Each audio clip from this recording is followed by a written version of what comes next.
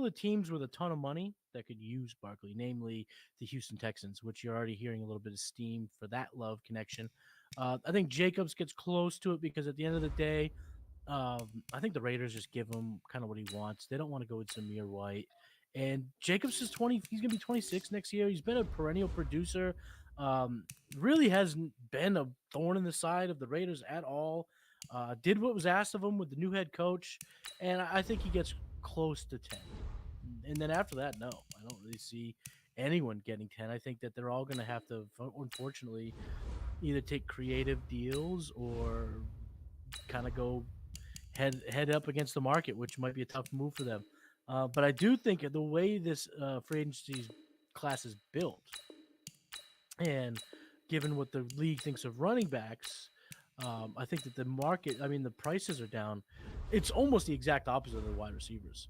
Like, would I rather have Jonathan Brooks than Derrick Henry? If I'm a contender, no. Would I rather have Jalen Wright over DeAndre Swift? Yeah. And you know how much I love Jalen Wright.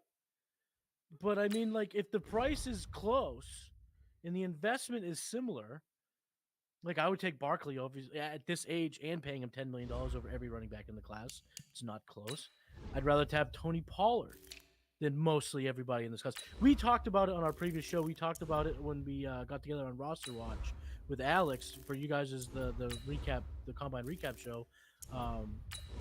That it's really a class of 5 running backs that you can even get similar, like semi-interested in. And then there's a secondary class of 2 guys on my list that I might be interested in. And after that, it's like, I'll just wait and just take who's ever there because we're going to be playing the roster guessing game at that point, in my opinion. So, like, would I rather have it even gets as almost as grim as, would you rather have like Marshawn Lloyd or Devin Singletary? And I know, like, a lot of the people are going to go, whoa, of course I'd rather have Lloyd. But it's like, would you? Lloyd's probably okay. But we saw Devin blow up last year in the right situation.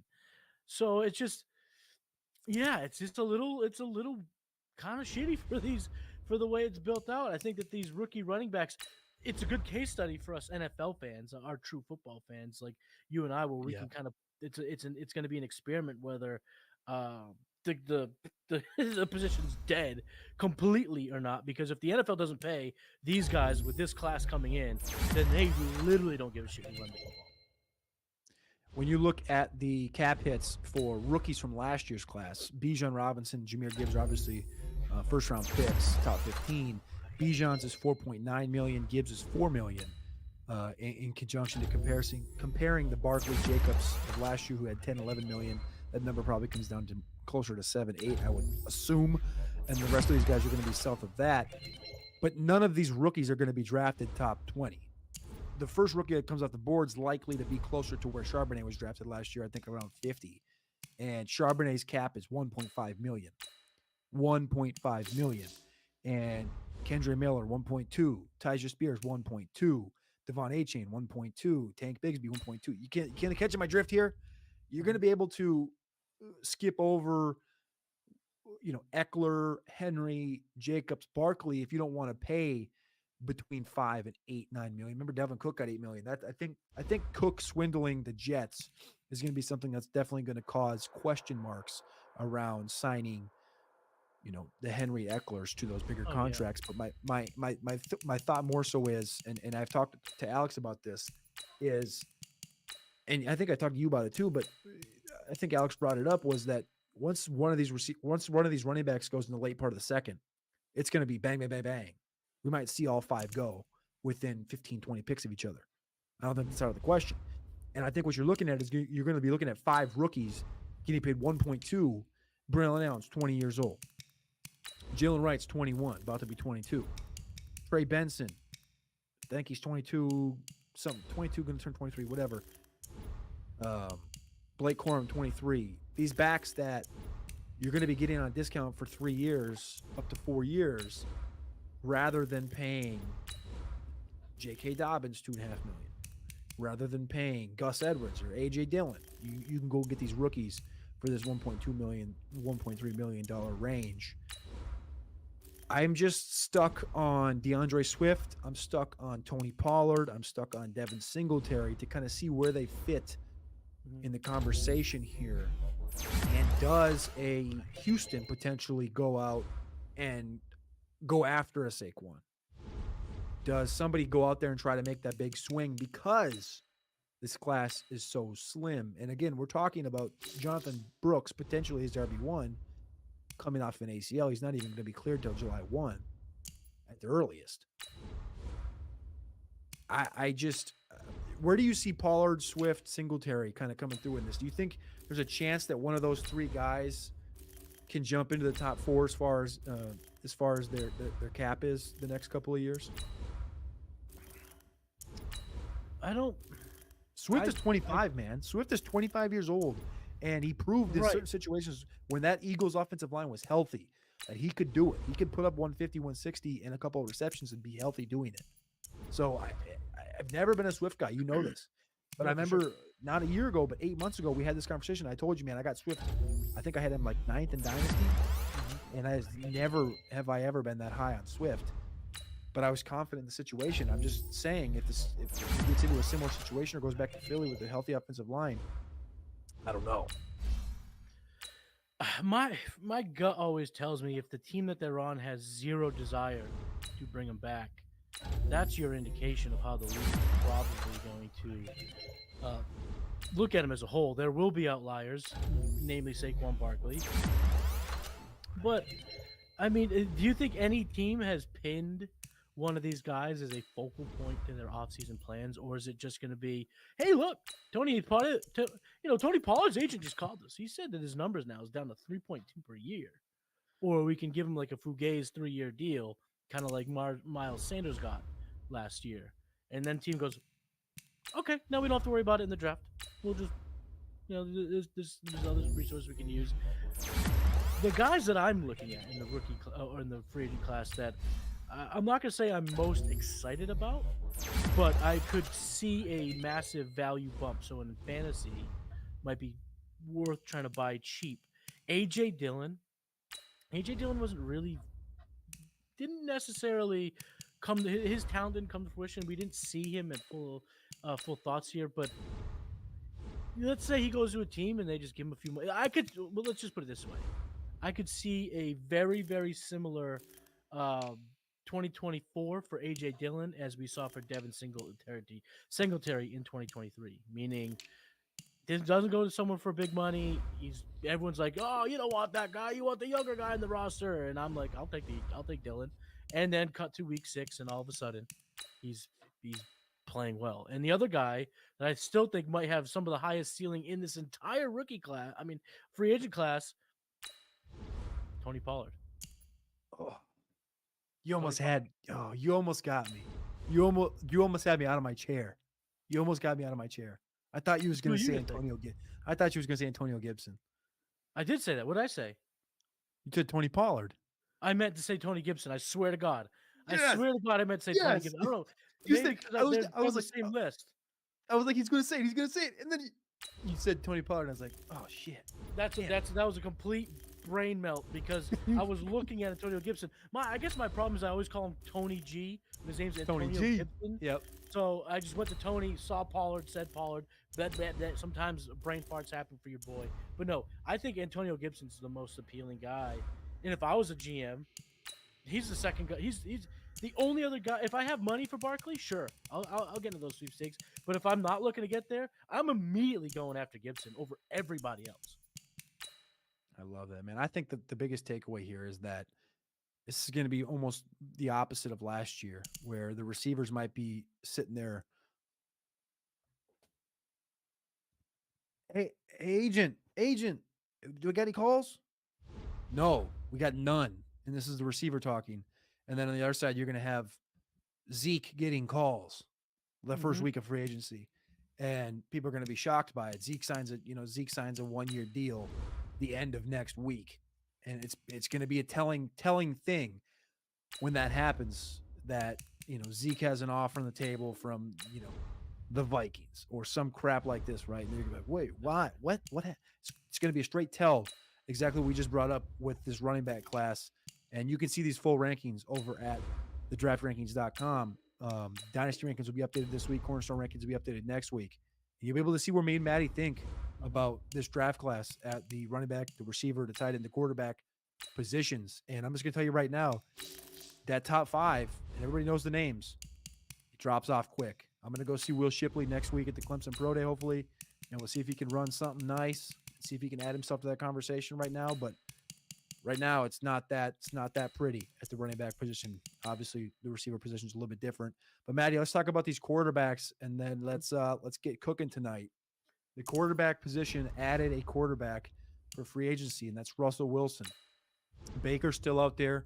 Kirk is still out there. Russ was just cut with I think he's got over $80 million in dead cap, the largest of all time. I think it's twice as large as the second number. I think Anand tweeted that number out. It's Bonkers. But Kirk, there was a rumor that Kirk is currently looking at houses in Atlanta. It was worded very particularly, but it was like, it didn't say sources. It said reliable indications suggest that Kirk Cousins is preparing to move his family to Atlanta. Ergo, he's about to sign with the Falcons next week. Yeah. Very interesting, because we heard some stuff about Justin Fields, and I think everybody did last week about him going to Atlanta. But the Justin Fields thing, we feel like is going to happen the next week if it's going to happen. It sounds like it will. So Kirk's out there. Baker, Russ. We've talked about Baker before. We both think he's going back to Tampa. Mm-hmm. Where do you think Russ and Kirk do fit in this conversation? Do you think Kirk does fit in that Atlanta one, or do you think he's going back to Minnesota?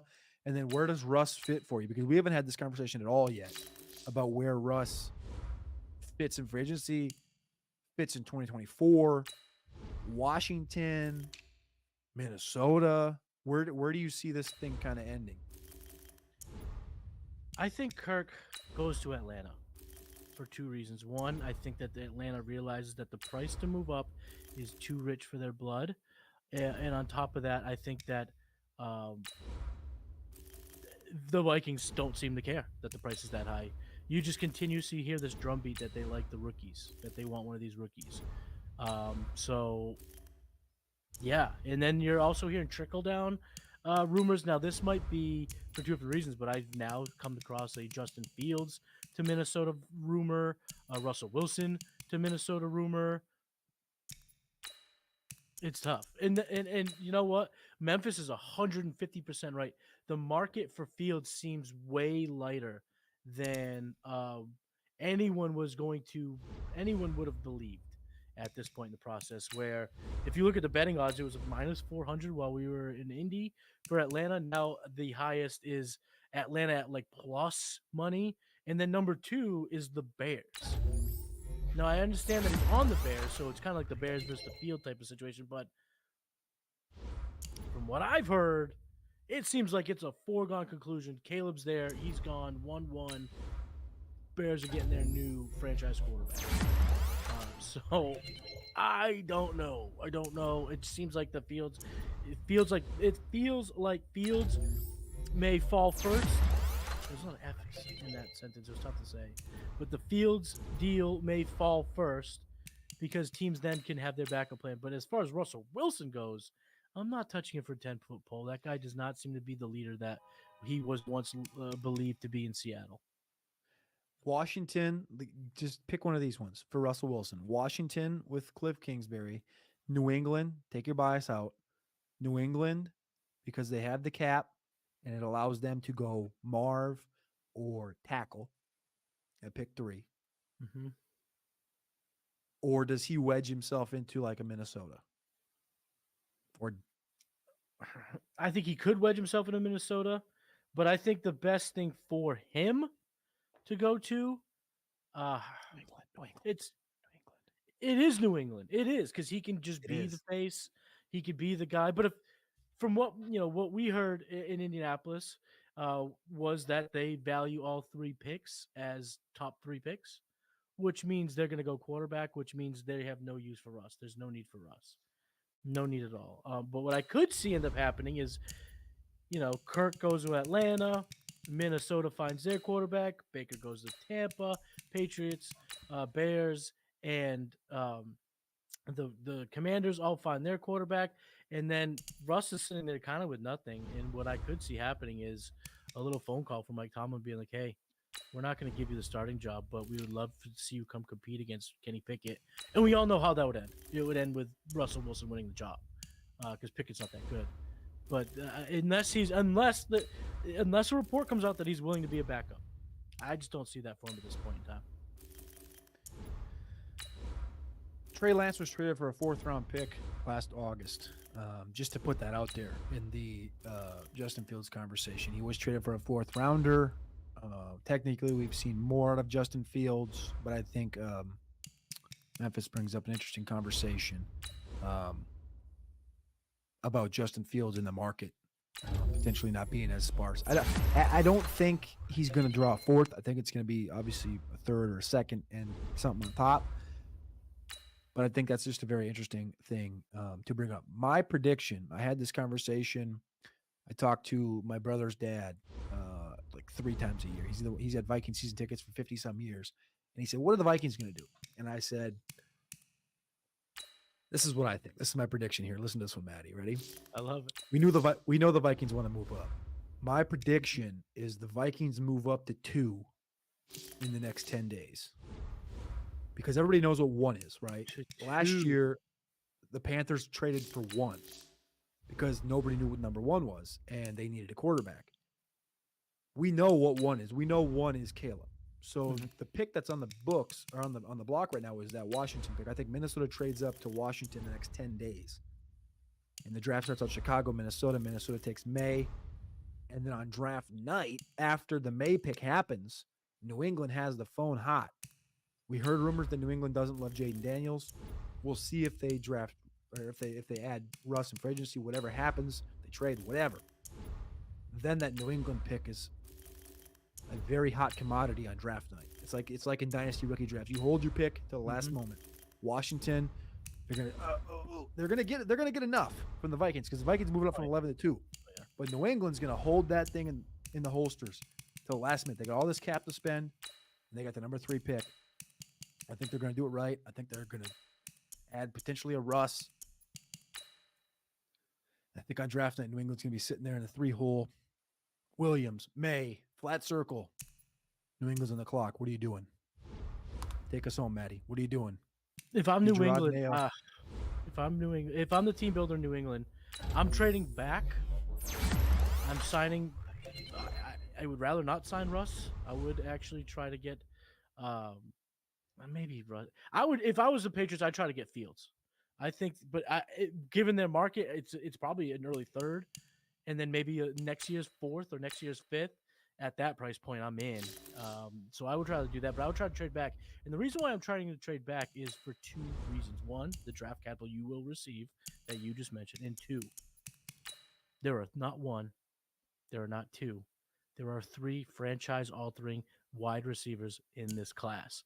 And if you move back, if you can stay in the range, you're going to get 1. You can stay in the top 10, you're definitely getting 1. That's the move. You can find us at Matty Kiwam on X, at Cody Carpentier on X. Make sure you stay tuned in, tapped in to The Hurdle on the Executives of Fantasy Football YouTube channel every single week, Tuesdays and Wednesdays nights. You can also get our Dynasty rankings, Cornerstone rankings, things of that nature at thedraftrankings.com. That is thedraftrankings.com. It's a brand new site. It's a brand new brand. You can find it on X. The website is up, but the website does not. It's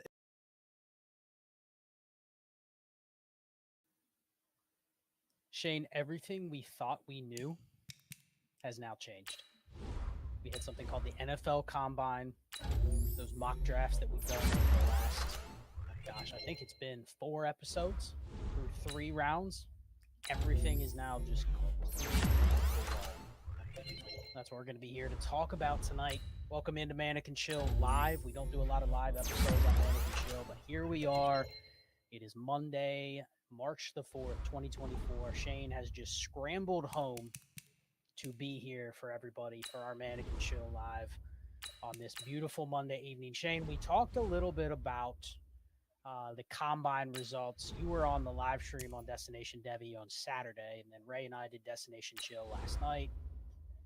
Wake up this morning, there's been a lot of content. So before we even get into some of our regrets, and we will take some hammer questions from the group here throughout the show, maybe 2 or 3.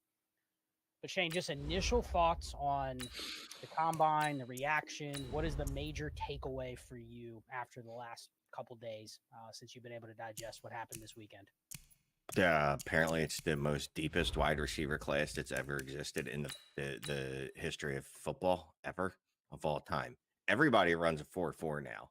Like 4.4 is not even impressive anymore. That's one of the things. Like 4.44 used to be impressive. Now dudes hit 4.44, and we have the nerve to sit here and be like, "Oh, I was hoping he would do better." Like what? What are we talking about? First of all, 40 doesn't matter. Xavier Worthy just beat John Ross's record. Good for him. Go look at the fastest competitors that have ever put up the fastest times in the 40-yard dash ever. Not one of them has ever been good. No, that's not true. There's been one good. I care about GPS, and I can't wait until that is the actual standard when we're using GPS. And also, yeah, Clay, I'm using. So I've realized if I put my mic in front of my mouth, it sounds a lot better, is what I've been told. So no, the wide receiver class just super deep. We talked a little bit about it on the morning drive today. Super, super, super deep. It's going to be exciting to see where these wide receivers land. Yeah, I mean, I guess the first thing I want to kind of hash out is there's been some risers. The names Roman Wilson, Lad McConkey, Ricky Pearsall, maybe a couple others. Someone mentioned in the chat Roma Dunze. I think we probably put Roma Dunze up in the range of... Oh, let me get my camera back on. There we go. Put Roma Dunze back up in the range of like... Neighbors and Marv now? Is he in that tier? Is it now expanded by a pick to where you don't really care who you have in that range? Let's start with that. No, I still care. So there's Neighbors and Harrison, whichever way. Then a Dunze, Mitchell, and Brian Thomas. That's the next tier for me. After that, so I'd say that tier, that 3. But I'll say this. I'm in a position now where at 107, I'm not really that concerned if that's what I got instead of the 106.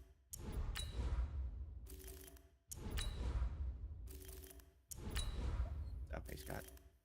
Yeah, Shane, when I go away to fix my camera, you got to jump in and continue the conversation. I know what's going on. I got absolutely befuddled there. It threw me off. Anywho. I got this new camera, and it's like it's popping on and popping off. I should have probably actually tested it before we went live. But anyway, you're going to have to stick with the webcam for the rest of the night on the laptop. But anyway, so Dunze, I think we're putting into that top tier of receivers now, to where, and it's not just me. I've seen a lot of people saying, okay, he's up there ahead of Neighbors now, even to where top 10 receivers. I'll say that. I saw that straw man argument on Twitter where someone was like, I can't believe people are putting a Dunze in front of Neighbors, but I have yet to actually see anybody put Dunze actually in front of Neighbors yet. I haven't actually seen that. I mean, maybe that sentiment is out there. Maybe it's coming. It's definitely coming. Dunze, the only thing he's not good at is catching, right? He's not particularly good at catching the ball. Is that his thing? I think you might be thinking of Xavier Worthy. I haven't really. Am I thinking of Xavier Worthy's drop rate? Hands or drops? Yeah, I don't know where you're getting that. You must have heard it somewhere. Someone said they were watching something and saw what is that awesome analysis you hear? The concentration drop. Yeah. Always the analysis. Man, he struggles with those concentration drops. I mean, who gives a shit about that type of analysis? But anyway, let's move on. Reddit, just so you know, Reddit was way ahead of the crowd. I'm looking at Reddit. Roma Dunze versus Malik Neighbors for wide receiver 2 3 months ago. Okay, so let's just dissect where they fit in the overall landscape, though, because we have 3 receivers right now that I bet you by the end of this week, keep trade cut, 3 rookie receivers will be in the top 12. Is that a mistake?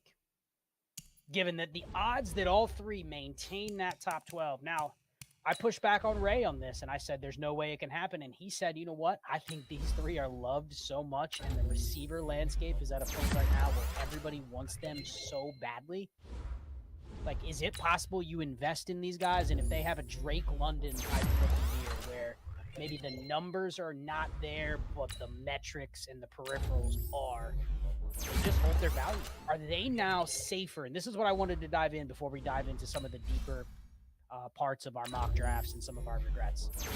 Is it now safer to draft the 3 receivers over the QB2, Shane? Given that there's now rumblings that Jaden Daniels is falling a little bit. Drake May, he had that hell of a week last week. Is it now safer to go the 3 receivers over the QB2 if you had to draft today? I mean, what's safety? It's safety if everybody, if one of them fails and the other doesn't. But I'll say this: if Dunze goes out there and puts up 8.5 fantasy points per game next year, he's dead. So he'll still be dead. Now, will the market realize that? I don't know, because the market's stupid when it comes to rookie wide receivers and production. So, I mean, the quarterback would have to come out and have like a Bryce Young type season. You know what I mean? To drop that far. I'm still going to say that the quarterback is going to be safer. QB2 is still going to be safer in Superflex. Well, I guess the reason I asked that is because, I mean, what is the difference right now between who would you prefer, Bryce Young or JSN? Maybe not you, but Bryce the majority of people. Oh. Who would they rather have right now? The majority of people, who would they JSN. rather prefer? JSN. And they're 1,000% wrong, but JSN. Whether they're right or wrong, I know. My original point was that I get it. If one of these guys goes out and puts up 8 points per game, we're going to be disappointed. But let's say they put up 12 points per game, but they just have not a good situation. Quarterback's bad, pass efficiency's bad. You know, they maybe have a low catch rate, like the things that typically plague a rookie receiver. But then you look at like their trinity, you look at a lot of their metrics, and you're like, what did you say with Chris Olave, Garrett Wilson, Drake London? They just need a better situation. It feels like to me, now if you had to draft now versus after the NFL draft, you're going to see where the quarterbacks go, right? But it feels like to me, if you had to pick today, people would take the receivers 2, 3, 4. Well, so I had a mock. 2, 3, 4, whatever. We did a mock on the way to work this morning. Not me and you. Well, you were there, but on the morning drive, I started a mock this morning, and yeah, wide receivers flew off the board. Where I think May and Daniels were definitely after Neighbors and the Dunze. I think that's a mistake. I love the upside. I love people taking that risk because now that I in drafts that I have the 105 and the 106, where I didn't think I had a shot at one of the top 3 quarterbacks in this class, I'm going to be able to get them in some leagues. I think that's a huge mistake. Huge mistake. And if anyone does it in my leagues, I'm going to yell at you, laugh at you, and then select a quarterback. And then the next year, when your wide receiver flopped out hard, and my quarterback is worth like 3 firsts, probably 2 firsts, 1.5, Anthony Richardson money, I'm going to just laugh at you and make fun of you and tell you why your family doesn't love you because of moves like that. This makes me All right, let's get into the next part that I wanted to hit on because we struggled with this part in the mock draft. We got to, I think it was the 109, and we started debating whether we want to get out for a random 25 first. So I want to pick your brain. Has that now changed, given that there's probably 1 or 2 options at the top of the draft that whether you think there's a big difference between 109 and 208, 204, 205, 206, whatever the cutoff is. The community, I think, has a lot more interest now in those picks in that range. So are you changing where that tier break is? Or, because here's the thing, before this, you probably wouldn't have been able to get those deals done in a lot of leagues.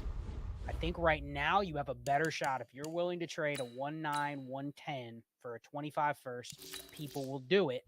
As long as it's not a team that's clearly in last place, you know, they're tanking for 2025. They already know their pick's going to be 101, 102.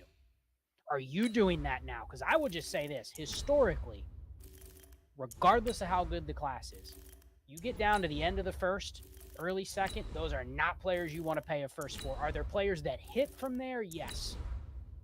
But it doesn't mean you're like, man, all of them are going to hit.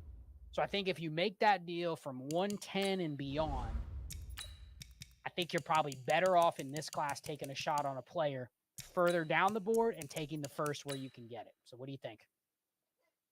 Yeah, and that's what I was going to get to, right? Historically, 109, 110, 111, 112. These picks don't turn out very well for you, and they don't turn out at a rate that's much higher than 201, 202, 203. But I do wonder, and I'll admit this, I don't know enough right now, but I think this class, the profiles for the players that we're going to be getting at 109, 110, 111, 112 are probably better than a lot of the profiles that we've seen in the past. So it's not just that it's a deep, what we perceive as a deep class, because sometimes we make it a deep class in our minds, right? This is a actually legitimate deep class. Every wide receiver in this draft is a freak show. Every wide receiver, you know what I mean? Like, they're just all freak shows. Keon Coleman, we all dogged him because he's 40. He's still running it. But if you look at his RAS score, he's still a freak of nature. Johnny Wilson's really a tight end, but he's a freak of nature. And those are guys on the lower end. And then you got guys like Mitchell that went out there and absolutely destroyed the 40. And now all of a sudden people like him again. So I think the profiles are going to be better there. All that said, the background keeps changing. But all that said, I'm still in a spot where if I can get multiple back firsts, multiple seconds for the 109, I'm going to pull that trigger. The 25, I'll say this, I'll be a little more discerning. Generally, I'm like, any 25 first from any team, just give me it. You can have the 110, 109. I think I'll look at the team a little harder. Is that Scott's 25 first? Well, I don't want it because it's going to be back of the first anyway, and it's going to be a weaker class. So it really won't pay for me to have it. Obviously, there's the flexibility, fungibility of that first, what I can do with it throughout the year, blah, blah, blah, blah. But in general, I think, I'll be a little more discerning instead of just any first. Yeah, I think for me, I probably have to go through and figure out what leagues they work best, where I think I can make those deals. But I think you hit on a really interesting point, because is there anyone right now, I'll kind of pull the crowd on this. Is there anybody right now, let's just say it's a start 11. So we're not going to make it easy. We're not going to do a start 9, and maybe even in a start 9, you would go this way too, just because the 110, 111, 112 is already kind of out of starter range anyway. You might want to take 2 shots instead of 1. But is anybody giving up, let's say, the 202 and the 204 for the 110? You get to make your choice, but you're giving up the 202 and 204. So probably 2 players that are going to be in a similar tier. You just don't get to choose who they're going to be. You probably don't get to choose whether it's receiver or running back. But I think the good thing for you is there's probably multiple options at both positions that you might want to take. So is there anybody that goes right now? Because again, I'm trying to think of moves that you can make because other people are going, I don't want to make that move. It's very easy for us to sit here and go, yeah, let's trade back from 110 for the 202 and the 205. Who's doing that, though? You have to find a move. No, I'm saying who's actually doing that move on the other side. As Shane talks and nothing comes out. Shane can do it. Mute. I was on complete mute. But yeah, now I get your point.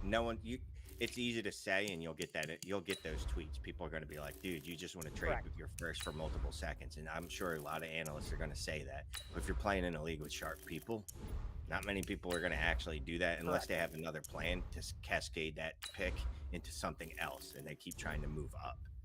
Correct. And I think that was the point, is that I'm big on dynasty managers. I mean, everybody that's in here, we got over 250 people in here. Most people watching this are smart enough to go, wait a second. I have the 204 and the 202. Those picks are now feeling a lot better than they did before the combine. Why would I give up 2 of them for 1? So you have to find ways.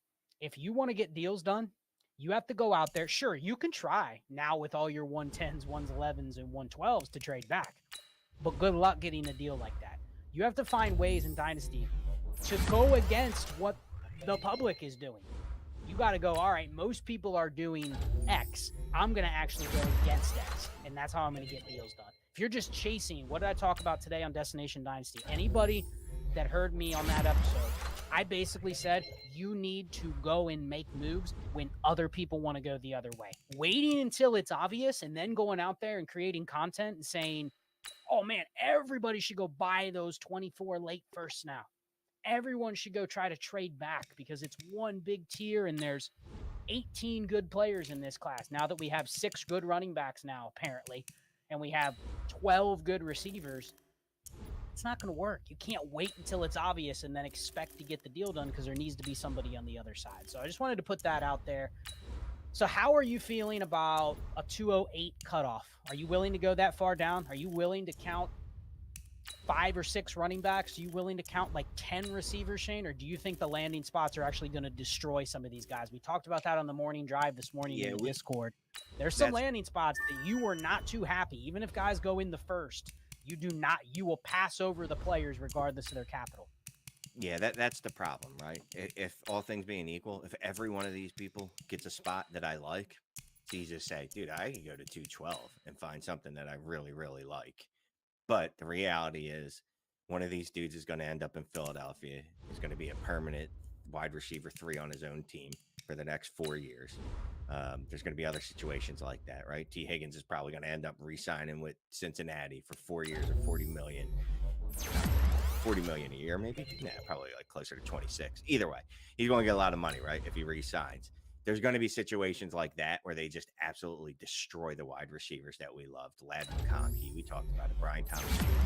It doesn't matter. Like one of these, at least probably 2 to 3 of these dudes is going to fall into those spots, and it's just going to be just awful. And I'm not talking, I want to be specific because I am, a guy that says you fade the situation for talent.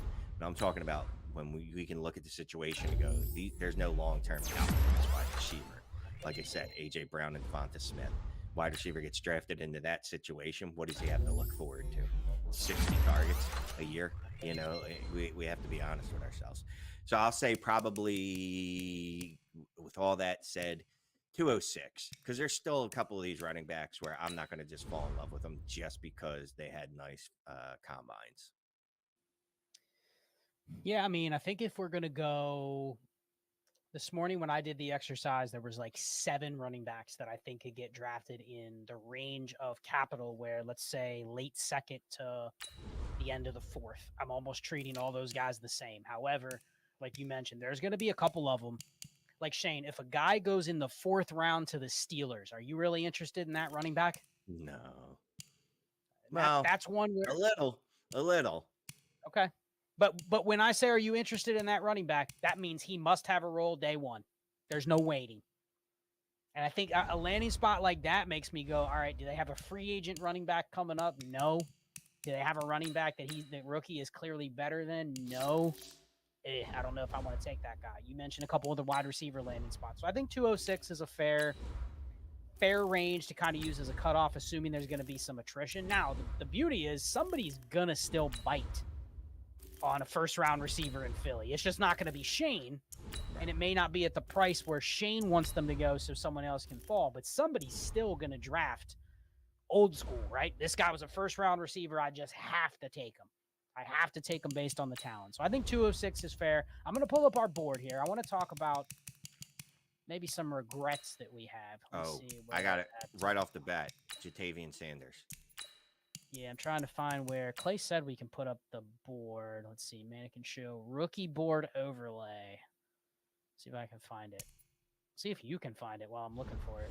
Sure. Rookie board overlay. MC, buy me a hammer. Oh, here you go. That's what happens when Clay's not here. No, wait. This is the overlay, but there's nothing there. Yeah, we wanted the... There you go. We wanted the one that had all the picks. That's it right there. Everyone behind the scenes, Clay jumped in here and he put it up there. And now I can't find where it is. It's right there. There we go. It's there. There we go. I've been yelling at you for hours. So I'll say this is it. Anyway, it's up now. It is up now. But what's egregious as hell, as heck, children might be listening, is Keon Coleman and Jatavian Sanders. Flat out egregiousness. Yeah, how about those last 2 picks, and 111 and 112? Keon Coleman and Troy Franklin. I got it. 111. No, 110, 111, 112. Looks like we just gave up. That's what it looks like right now. Why is Jatavian Sanders a faller in 2 PPR? In 2 PPR?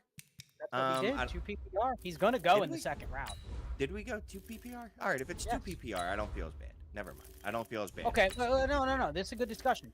if you could do this again, do you feel more confident about some of the other receivers that you would go, I'm not taking that tight end there at the 110? Mitchell McConkey, and I just want to put this out here in case Lad ever listens. There was a mock draft that I started right after the Senior Bowl, and Lad McConkey was drafted at 108 in a super flex, and I ended the mock draft, because I was so mad at everyone. I just ended it. And apparently that was a little bit of overkill on my part, because apparently the dude's an absolute stud.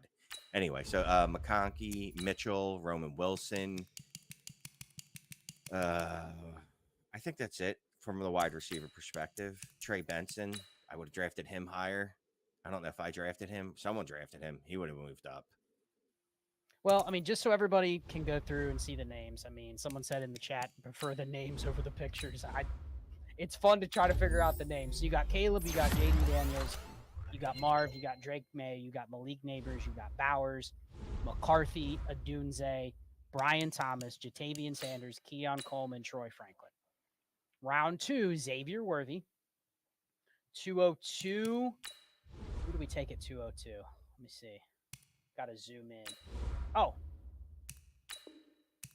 Did we get these right, or did we get... Oh, we took A.D. Mitchell at 202. That's who it is. I couldn't see the Texas helmet. A.D. Mitchell, 202. So probably Worthy and Mitchell you would flip with Franklin and Coleman, likely. If you had to do it again. And then Roman Wilson, Lad McConkey. So 203, 204. I think Jonathan Brooks at 205 is probably likely right I'm around moving Trey where Benson ahead of him. I moved Trey Bucky Benson Irving. Oh, faller. Bucky Irving at 206. You regret that pick, Shane. Very much so. I did not know he was going to be the next Kyron Williams, but the bad Kyron Williams, not what we saw from Kyron Williams last year, what we saw from Kyron Williams combine. And then you know what's going to be great about Bucky Irving is people are going to go, Kyron Williams did it, so it's not that bad. He's going to turn out fine. You already saw the Kyron Williams comp as soon as his RAS came out, and it was like 3.55. It was like, well, Kyron's was so he must be a good comp. And He's it's fine. Like He's the 100%. one player that's come from there. Yeah. Meanwhile, every other player with that RAS score has never played it down in the NFL. They are all accountants or work at a car wash. Literally all. Look at that. Destination Debbie Fantasy Football is giving you shit for taking top all 50 top receivers 50 over a not top 50. Sanders is going to be top 50. It's just going to be and back. again, this was pre-combine, so this is not like what we're doing right now. This was pre-combine, so we're just kind of going through what our regrets are. 207 was Blake Corum. Michael Penix at 210. Yeah, 207 Corum, 208 Trey Benson. I think both those guys would move up for sure. Yeah. Nix and Penix at 209 and 210. I'll tell you what, Nix, I think he's still overdrafted. That dude is, I got him at 413 is where I think he should be drafted. But I definitely think Penix should have moved up. Braylon Allen, 211. I still think that's a pick because other people will like Braylon Allen, but I don't know if he really did anything to change his stock. And then 212, Malachi Corley. Didn't do anything. Yeah. What do you think about that? Is that a guy that fell just given there were other receivers behind him that did more? Yeah, because, I mean, honestly, he's a guy that I was ecstatic to be able to get a 212. I thought he was going to move up after the combine, and my man did nothing, right? So he had other receivers just completely pass him by. Whoever gave him that advice is poor advice. I think some others in the third that I see on here, Ricky Pearsall, 311. That's one that's moving up. Yes. Tez Walker, 309, probably moving up a little bit. Marshawn Lloyd, 307, probably moving up. Jalen Wright. Yep. Ray Davis, 306, moving up. Jalen Wright, 303, moving up. Xavier Legette, moving up. I mean, damn near all those third rounders you could say could belong in the second, and so there's some guys in the third or the second that could get bumped down to the third. So I think that just kind of highlights the depth of the class. So we'll go through and we'll obviously have tons more conversation on this, but let's close this out and get rid of this one. Put up the old overlay. You can do it since you're able to drive better than me. All right. We're going to end it. Not the cleanest stream just because my new camera went out, so I'm very disappointed that I wasn't able to show that off. But we're going to go through and just hit a couple hammers. And let's see, which one do you want to hit? We'll do two hammers or two questions in there. Any that stand out to you, throw them up. if you see any. I want to get some rookie ones. I want to get one that has to do with maybe some picks. Okay, well, here you go. Charlie. Rate Okay. this happen. Deep trade. Get the 103 and 26-second. Give up a 108, 111, 306, and a mid-25 first. So we gave up 3 firsts. Yeah. To get to I'm the good. 103. What's your thoughts here? Because I think this is a lot to give up. It's a 12-team, start 11. It's a deep league. It's an active league. Feels like 3 firsts. I get it. You're getting up into the 103. But here's the thing. Are you even confident at the 103 that you're super, super happy with what you're getting compared to what you're getting with 3 firsts? No, I'd rather have You would have done this a week ago, possibly. Easily. Like, if you take off the 25 first, I would do this. But that's probably a pretty significant part of this trade, so you can't just do that, I guess. You take off the 306, but I wouldn't care. I mean, I'd take the 103 for the 108 and 111. The mid-25 first feels like a little bit too much to me. There's just, what else could I have done? Like, I can't move up to 106, 105 with the 108 and the mid-25 first. So would you be willing to move up to the 106? Would you give up the 108 and 111 for the 106 right now and take your chances on getting one of the same? You may not get a quarterback there. You may not get a receiver. But if you're okay with the Dunze, if you're okay with the Dunze, let's say you're going after a receiver, right? And you think, hey, I might be able to get Marv at 103. And that was your target. I don't even know what everybody needs in hammers. I haven't looked. But essentially, are you giving up Rome Odunze and a 25 first or Marvin Harrison? That's essentially what this trade comes down to. If you could get the 108, 111 for the 106. I'll say this. If my team looked like Charlie's, I'm going to go Rome Odunze and the 25 first. You're going the more assets, right? I definitely need more assets. And that's not to be a dick. His team needs assets. Marvin Harrison's awesome to have. I'd love to have Marvin Harrison on every fantasy football team I have. But it's a start 11, and Charlie, I don't think can start 5 people if I put a gun to his head right now. So I would take the more assets. Give me the more. Okay, let's do 2 more. Then we got to go. We got a roster review coming up here very shortly, so I had to cut this one short a little bit. Of course, we got a little bit of a late start, and we were waiting for Shane, and the camera went out. So try to end it strong. Shane, we got 3 hammers from Adam Walker. 12 teams, start 9. So it's a start 9. And we didn't get to talk much about shallow leagues, but I actually think in shallow leagues, this is also a class when you get into that dead zone of picks. I almost prefer the volume this year. Instead of making 1 pick, I almost prefer to trade back, even in a shallow league, because I feel like my odds at hitting at 109 versus 201 and 203 isn't that big a difference, and almost give me 2 chances instead of 1, even though that would be antithetical, what you typically want to do in a start 9. You'd want to trade up. But Adam says 12 teams start 9. He has Anthony Richardson. It is 1.5 premium. Anthony Richardson, Justin Fields, who we'll probably talk about on the stream tomorrow night. It's getting a little scary if you have Justin Fields. And Deshaun Watson. And then Ken Walker, Ramondre Stevenson. His receivers, CeeDee Lamb, A.J. Brown, Jordan Addison, Jaden Reed, David Njoku, 103 and 110. This is the crux of the question. Is the QB position solidified enough to just bypass QB? Point blank period. With that QB room, Richardson, Fields, and Watson, there's a lot of risk in that QB room, isn't there, Shane? Yeah, but you know what? And risk is okay. There's nothing wrong with risk. As you'll see. So do we quadruple down and take more risk with Jaden Daniels and just get every risky QB? No. In this situation, yeah, I'm taking Neighbors or Dunze. I mean, it's probably Neighbors, but well, he might not be there. Who knows? It's Neighbors or a Dunze for me. Here, if you had 2 wide receivers, or quarterbacks in this range, and then let's just say a Derek Carr, I'd feel less confident. This is a special edition of the Divisional Round Playoffs.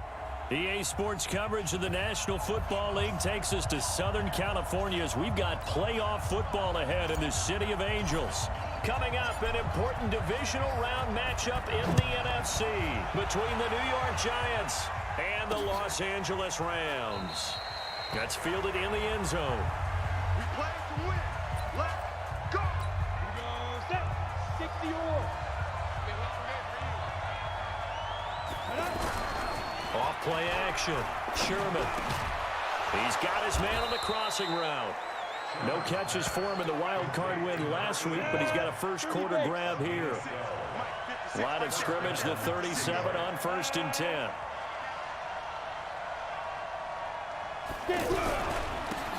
Now a handoff here to his running back. And that one blown up quickly as he's going to be stopped before he could even get started. They'll wind up losing 3 yards here, and it'll bring up a 2nd and 13. Doubling this guy has to be a priority before moving up to the next level because the big fella, he just ate that one alive, just stuffed it. In fact, before the game, he was talking to us, and he's like, hey, these pants make me look fat. And we said, nah, man, you're just a whole lot of guy. He is at well over 300 pounds. He's a big man. So a jump there defensively. And it's a killer. Watch the football. Don't move across the line of scrimmage until the ball moves. To throw on 2nd down. Sherman. And he will find his man on the outside. And he'll be taken down, but not before he gets into enemy territory. Here we go. 10 logo. On 1st down, Sherman. And a quick throw here, that's complete. And he is tackled inside the 40, not quite to the 35. They'll get 13 yards for the 2nd play in a row. On 1st down, Callis. And a nice little start as he's able to get this up to the 28. A good run there on 1st down, and it'll leave him with a 2nd and 2. Off the play fake, Sherman. Looking for his running back, and he's got him. And he takes it down to the 10-yard line. That one good for a 1st down pickup of 18 yards.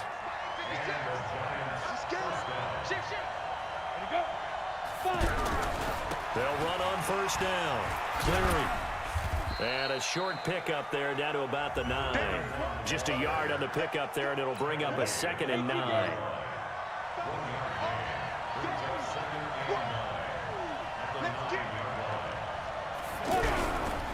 On 2nd down, Cleary. And he'll take this from the 9 down to about the 7. A minimal gain there on the 8th play of the drive. 8th play of this opening drive coming up. This is 3rd down. False start, offense. And that'll set them back 5. So the false start certainly doesn't help matters as they'll try again now. 3rd and long. They'll run it now out of the gun. And he'll be tackled right on the 10, well short of the 1st down. Give him a couple on the run as it brings up the 4th down. Looking at this situation, if you're at the 1, the 2, maybe you go for it. From here, you kick it. I agree. I think you have to get points in this situation. 4th down, I don't chance it at all. I put the points on the board and go back and regroup. Not a touchdown, obviously, but playoffs, you're on the road. At least you put something on the board. I would agree with that totally. You're not exactly sending a message to the opposition, but you are letting them know that you came to play. And nice work on the return as they'll start their drive just past the 30-yard line. Line of scrimmage, the 31 now on 1st and 10. They'll run it now out of the gun. Oh, he's got some breathing room. And they bring him to the ground just shy of midfield. Successful start to the drive, 17 yards, and moves the sticks. How many times do we say in this game that speed kills, and it does it in so many different ways? In this case, you got a back who's quick and shifty, can make moves, make people miss, but also gets to and through a hole before it can close down. That's some of the benefits of that speed, not just outrunning people in the secondary. And that led to a really nice game. From the midfield stripe, they'll look to throw. Wide open receiver complete. And they're going to have another 1st down as the tackle's made at the Giants' 32-yard line.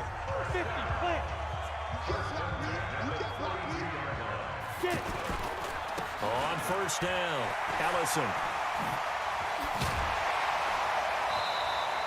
Chewing up big yardage. Another nice gain there. This one goes for 20.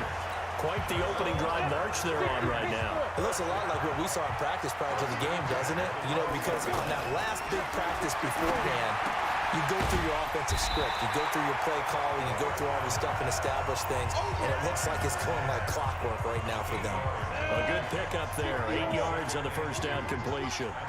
Facing a 2nd and 2 after that last catch. Good for 8 yards. 2nd and 2. And this is caught. He's got it. Touchdown, LA. From 4 yards out. And the Rams have taken the lead. On those slants, everything happens so quickly. What makes it work? The timing between the passer and the receiver. In this case, a slant route ordinarily is probably about 3 steps before. Extra point attempt to follow here.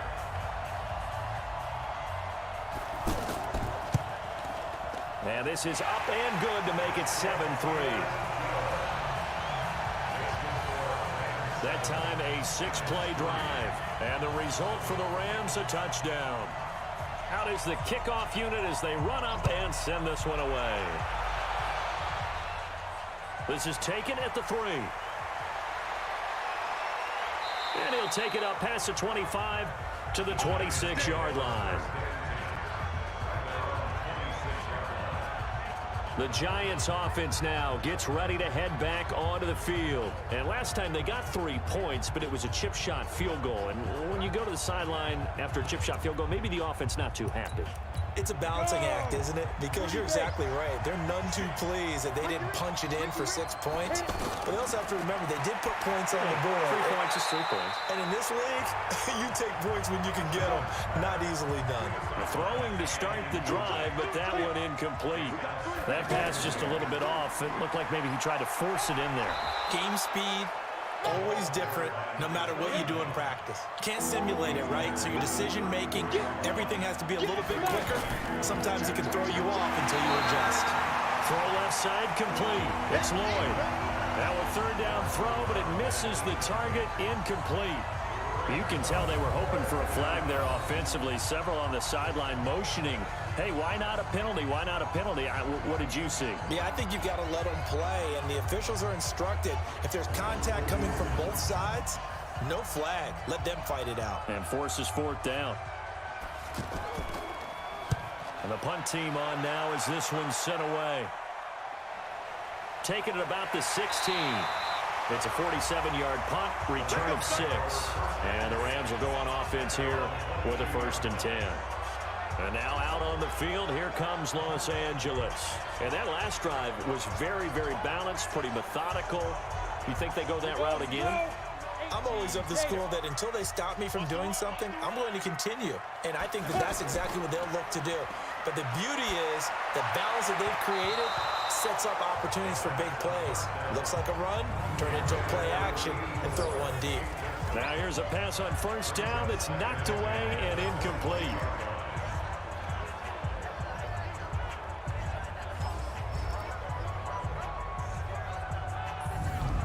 So after the incompletion, 2nd and 10 from the 22.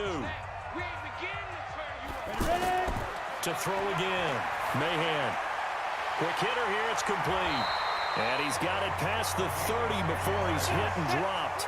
His first reception of the divisional round matchup, but it's good for a 1st down as well. We've seen quite a bit of the short passing game here early on 1st quarter, haven't we? We have, and I think it works a couple of ways for this team because, number one, you throw the short game until they stop it. And if they're not going to stop it, you keep throwing it, and occasionally you break a tackle and turn it into a bigger game. Also, if they start to creep up, start to pressure receivers, now you go over the top, take it deep, and now you get some of those big shots downfield.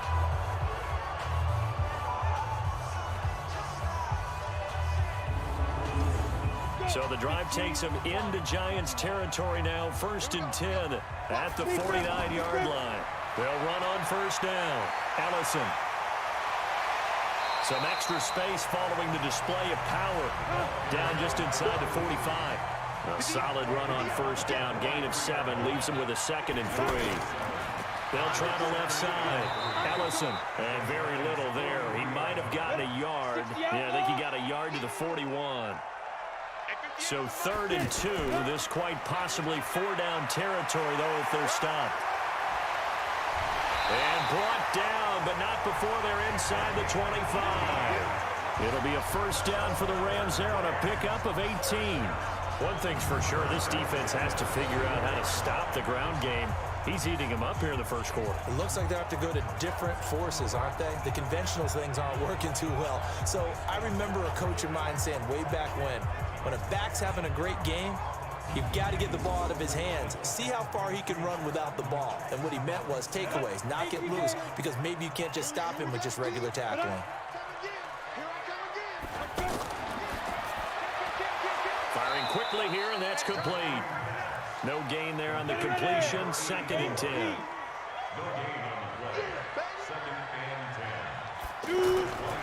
Looking to throw on 2nd down. Mahan throwing the out route, incomplete. It's Bass. And he'll get him inside the 15 down to the 14-yard line. And he'll get 9 there as that sets him up better for 3rd down. Let's not quibble about the gain there on 2nd down. That was a positive play because that was a take-what-you-can-get situation. Got out to the tight end. Now it gives them a much better opportunity to convert on 3rd down. They're able to convert on 3rd down, and that sets up a 1st and goal. We all love to have a home run hitter in the backfield. Guy can take it the distance. But in short yardage, trying to pick up first downs, that big guy, always a nice luxury to have, isn't he? They come out with 1 back and 3 tight ends. Looking to throw. Mahan. And it's complete. He's got it in the end zone. Touchdown, Rams. A 5-yard touchdown. And the Rams tack on to their advantage. There was no going through the progressions on that touchdown pass. Yeah, nor was it necessary. His receiver won that route early, presented himself. No reason to wait. Go ahead and put it on him and score a touchdown.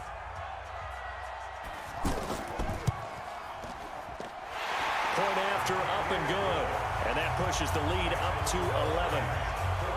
So that one a pretty time-consuming 10-play drive. And it winds up with a touchdown for Los Angeles.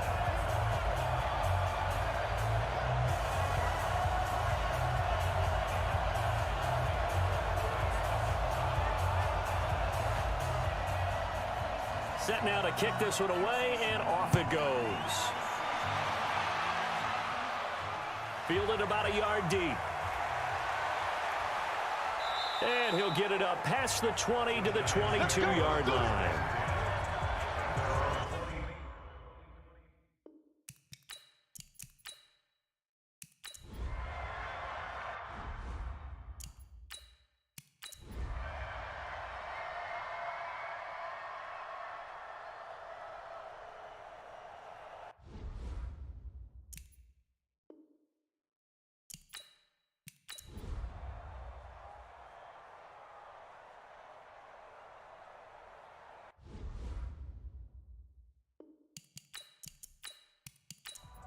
Ready? 10 Tucson. Watch the run. Watch the run. Watch the run. Five. On 3rd and 2, Sherman. Now he'll dump it underneath to his running back, complete. And he will have the first down across the 20 to the 19-yard line. It goes as a gain of 8, and it moves the chains. There are a lot of tough routes to try and cover. When you see a runner come out of the backfield and run this angle route, looks like they're going to the flat, and then they put their foot in the ground and cut back sharply inside. Not easily covered, and then when they catch it, good momentum built up by them as well. And able to pick up the first. From the red zone now, they'll look to throw. And that is incomplete. He couldn't hold on through the contact. Brings up 2nd down. So now 2nd and 10 after the incompletion on first down. Back to throw. Sherman. And he slides to avoid the hit. They brought the blitz that time, and I thought they were going to get to him, but instead, he flipped it on its ear and ended up picking up positive yardage. I thought he was dead to rights, but you are exactly correct, sir. Able to turn that into a positive gain. And he'll maybe get back to the line of scrimmage, but no more than that. The completion there winds up a wash, and it'll bring up 4th down. What a catch, and one-handed, and I'm starting to lose my awe about the play, and maybe I shouldn't. How much of this is the player? How much of it is the glove? Well, those gloves, they do have a little grip to them, They don't get that they? little extra tackiness to them now, and I know the guys in the NFL, the competition committee, some other places, they're talking about examining those gloves to see if they're having too much of an effect on the game. And the 12-year veteran knocks it right through, and they'll get back 3, but this remains a large deficit. Well, in the grand scheme of things, those 3 points likely not going to matter much, but I guess they get a little closer, a little more respectability. Yeah, you're exactly right. They've been outplayed all game long, but like my mom used to tell me all the time before I went out, dress up a little bit, son. Make yourself respectable. And that's what they're doing here. They're just dressing up the final score. This is taken at his 4. And a nice job there as he gets this one up just shy of the 35-yard line at the 34.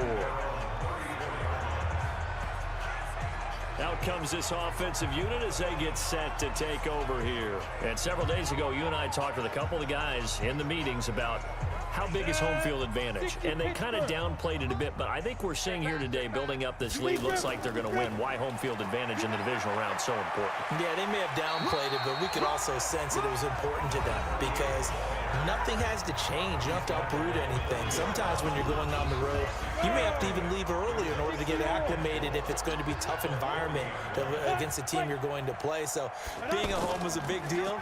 But now they know, at least they feel like it, they're moving on to the championship round. There's got to be no better feeling. They'll get that 24-hour rule in. Enjoy that before they look forward to the next opponent. Brandon, it's clearly a running situation when you're up in the 4th quarter. They're going to have to stack the box and make it difficult for them to move the ball. Made it very difficult right there. Now they need to repeat that effort. Yeah, bring 7, 8, 9, whatever it's going to take to slow them down. A throw there, but that's going to wind up incomplete. Had an open man that time, but ended up putting a little too much heat on it, don't you think, partner? Absolutely. Just needed a touch more air under it. Instead, he fired an absolute bullet.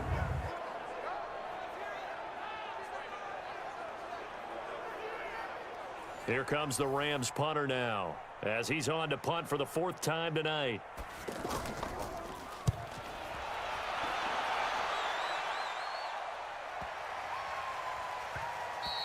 And this one hits at the 3 and then bounds into the end zone for a touchback. New York set to take the field. And a methodical drive last time, but they couldn't get that knockout blow. They had to settle for 3. But you got to like what they've been doing along the way, right? It's almost like the body blows, the setup punch. As you said, they didn't get the knockout blow here, but that doesn't mean it can't come later in the game on another possession. And the defense on the other side, maybe a little gas. Yeah, right? a little tired. And if nothing else, they just feel relieved getting off field and giving up 3. They don't exactly feel like they've handled the offense. And the first play of the drive there is incomplete. Back to the air on 2nd down. Sherman. Now he'll dump it underneath to his running back. Complete.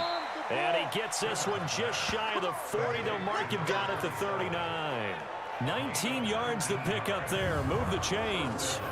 Good route, good pickup for 1st down yardage, and that is a tough one to cover. The angle route, because a running back getting out of the backfield, if you're trying to cover that, especially if you're in the linebacker spot and you're seeing this play develop, he heads out towards the flat first, and that often gets you to overcommit running in that direction. Then he cuts back up inside you into the middle of the field.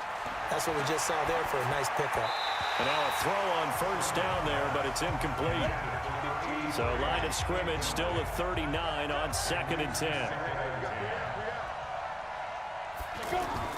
Throwing again. Sherman. It's a short one here, complete to the tight end. That one good for the completion percentage, but no gain. It'll be 3rd down. I'm wondering if the same thing went through your mind as mine. When I see a big man like that make a catch, all I keep thinking to myself is, big man with football. Look out, everyone. He may not juke you a whole lot, right? He may not run past you because of his size. You're talking about a guy weighing in the 270 range. But, boy, once he gets his mitts on the ball, he's going to be tough to bring down. Looking to throw. Sherman. He'll take this to the other side of midfield before going out of bounds. Another good completion on the drive as the Giants have a 1st down. He's such a good route runner. Shows it there on 3rd down. Very proficient and a good pass. And you know what I've observed over the years in the NFL?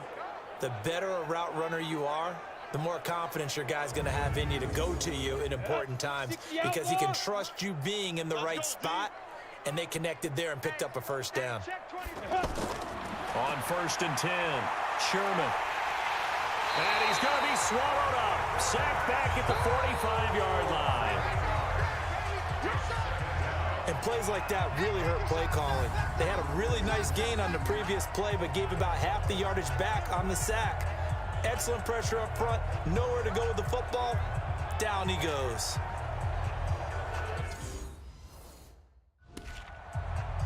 Ready, ready. 18 Gator. Ready, ready. Back to throw. Sherman, now a loose football. The ball comes out, and now the Rams have got it, going the other way.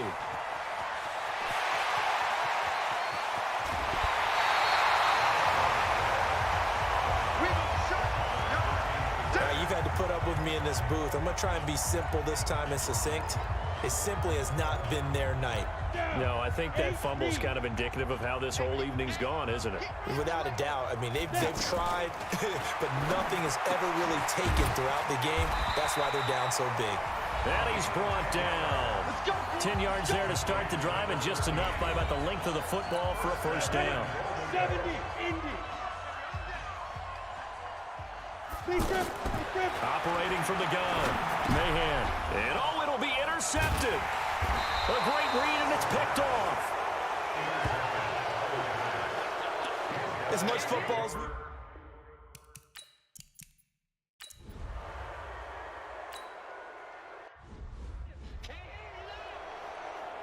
Let's go now. 10-2 stop. All day, baby. All day, all day. Cut up. On second down now. Carry. And it's a fumble. And the Giants have it. It's picked up. And fantastic field position has them just outside the 10.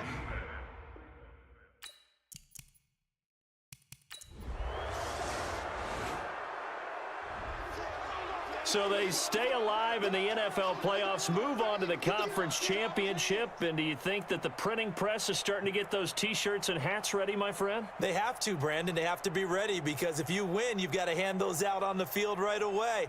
And just think about the pressure for the players now. Families are going to be talking about tickets to the Super Bowl even before you play the conference championship game. So that's a wrap for Charles Davis. I'm Brandon Gaudin. And this has been a presentation of the NFL on EA Sports. For more, check us out at easports.com. The Rams are victorious here as we say so long from Exposition Park in L.A.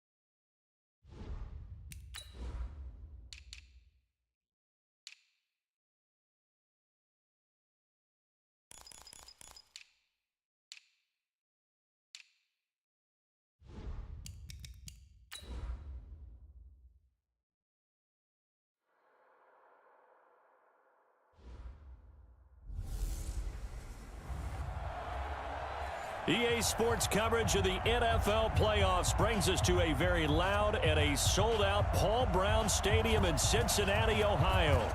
Straight ahead, we punch the second of 2 tickets to the AFC title game, and we've got a great one in store between the Miami Dolphins and the Cincinnati Bengals. And a good effort on the return there gets them across the 30 to the 33-yard line. So they'll come up 1st and 10 now from the 33.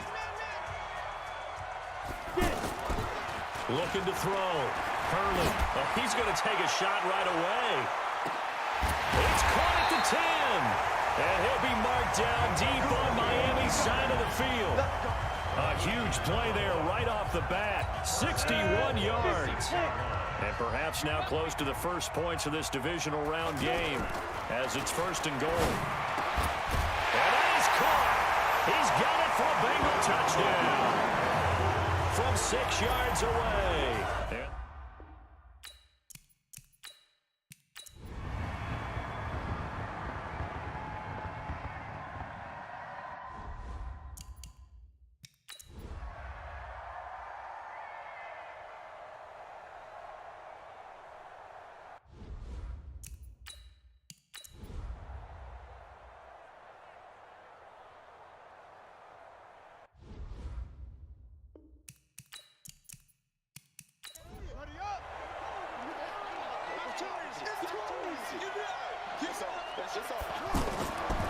Now an inside draw. This is their fullback. And he slips up past the 45 before being tackled.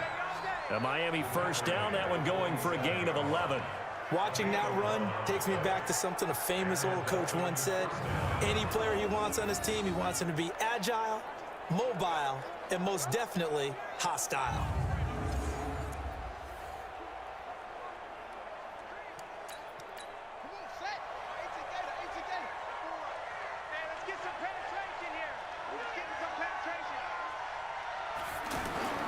Throwing on first down. Low. And he's going to lose a yard or two. Taken down behind the line. And now following that sack, looks like we've got an injured man down there on the field. We'll check on his status when we get back.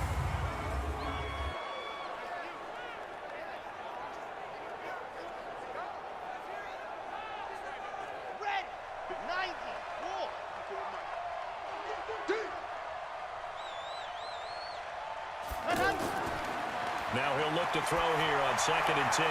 And incomplete here, so a little razzle-dazzle on that one, but they couldn't hook up, and it's 3rd down. They come up to the line now facing a 3rd and 10 after the incompletion. They'll drop the throw. And it's a short one here, complete to his tight end.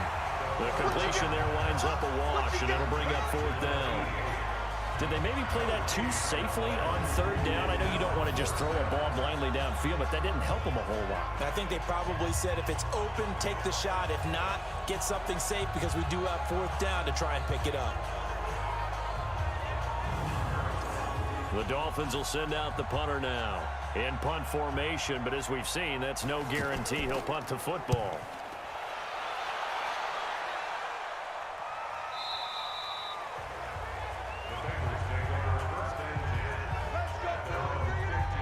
The Bengals offense now, they head back onto the field. Now, there are 2 scores on the plus side. Still time here in this 4th quarter, but maybe you start thinking about playing keep away? Yeah, I think here's the situation. You're not thinking touchdowns anymore. You're just thinking first downs. To keep up with your theme there, playing keep away, first downs, they can't touch the ball. A pass there over the middle to start things out. And he'll be brought down somewhat awkwardly here, and a late flag as well.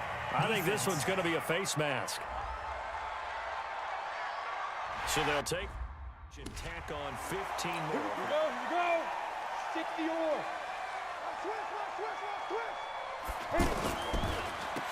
On first down, they'll run it on the draw play. And taking it across midfield and inside the 45. A gain of 11 to kick off the drive, and it's a quick first down.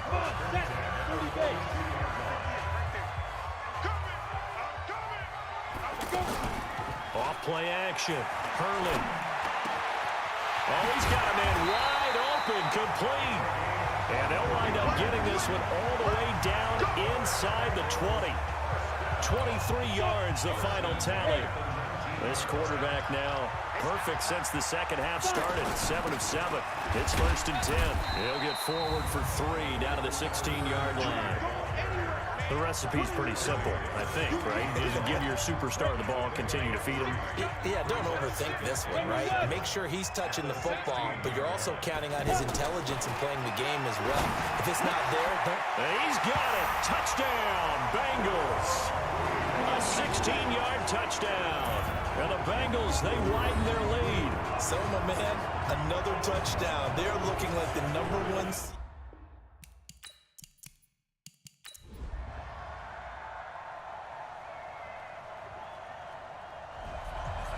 And they're moving on to the conference championship. How about this? What a tremendous feeling to get to the game that can get you to the Super Bowl. A fantastic season. Unfortunately, for the other team, a tough way for it to end. So that'll do it for us. For Charles Davis and all our crew, I'm Brandon Gaudin. You've been watching the NFL on EA Sports. It's a win for the Bengals as we say so long from Cincinnati.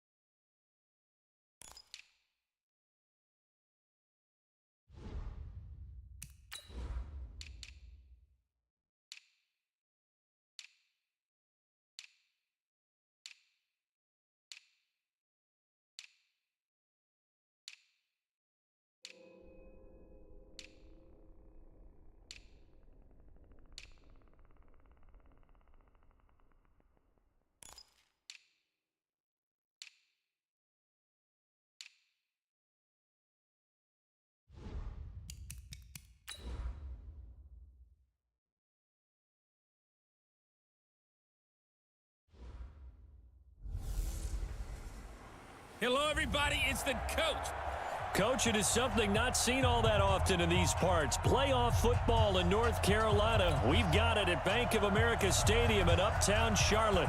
Coming up, it's a battle to represent the NFC in this year's Super Bowl. And we've got a classic in store between the Los Angeles Rams and the Carolina Panthers.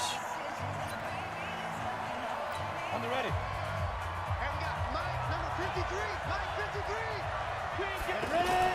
On first down, Mahan looking left side, and he's got a man. That's Bass. And from the 25, they work this to the 29, a gain of 4.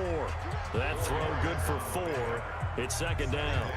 And, partner, I think that was a great example that not all tight ends are created equal because everything was right. Got the completion, but he's not one of the more dynamic guys in the league. And he fires one that's intercepted. Picked off at about the 31. And he will score. Touchdown, Panthers. In a game of this magnitude, it's always good to get out to a great start. But a game of this magnitude, you go up early, that's a big deal. It's a huge deal. Psychologically, you now have the advantage as well as on the scoreboard. And also, it's a settling effect for your team. You're in it now. You've got the lead. Let's just go play some more ball. So the defense creating some points, not only getting the interception, but then returning it to the end zone for the pick 6. And the decision to bring it out, a good one, as he's up a yard or 2 shy of the 30. The offense back out there at the line, ready for their next drive. They'll need to come from behind if they want to play in 2 weeks as they trail early in this NFC champ. Pressure comes in. He's brought down. It's a Panther sack. Well, so much for setting the tone of the drive offensively. Giving up a big sack that loses that kind of yardage, not a great start. Back to throw. Mahan, and he will find his big tight end over the middle. His first catch in this NFC Championship game, and it's a first down. On first down, Carey. He's got a first down and then some at midfield. And finally taken down at the 44-yard line. Another big hitter there. This one good for 18. Right, I remember a coaching friend of mine used to tell his running backs before games, make sure you run and jog with your offensive line in pregame. Get used to the ground shaking when those big behemoths start to create space for you up front. He did a pretty good job of just following those guys through there for a nice explosive run.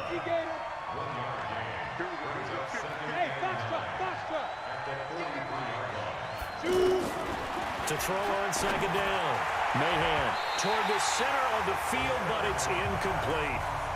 Well, nearly another interception there. That would have been 2 drives in a row with a pick. He's got to start taking care of the ball way better than what we're seeing. Interestingly, that throw was probably worse than the one he threw the interception on last drive, but fell incomplete. And finally, down he goes as they work it inside the 10 to the 7. They're able to convert on third down, and that sets up a first and goal. This will be the first red zone opportunity now for the Rams. They've got it first and goal at the 7. Looking to throw. Mahan. And the coverage terrific there as that's knocked down and incomplete. They'll try again here from the 7 on second and goal. Here's a 2nd and 7. And he's going to take this one in for a Rams touchdown. A 7-yard touchdown.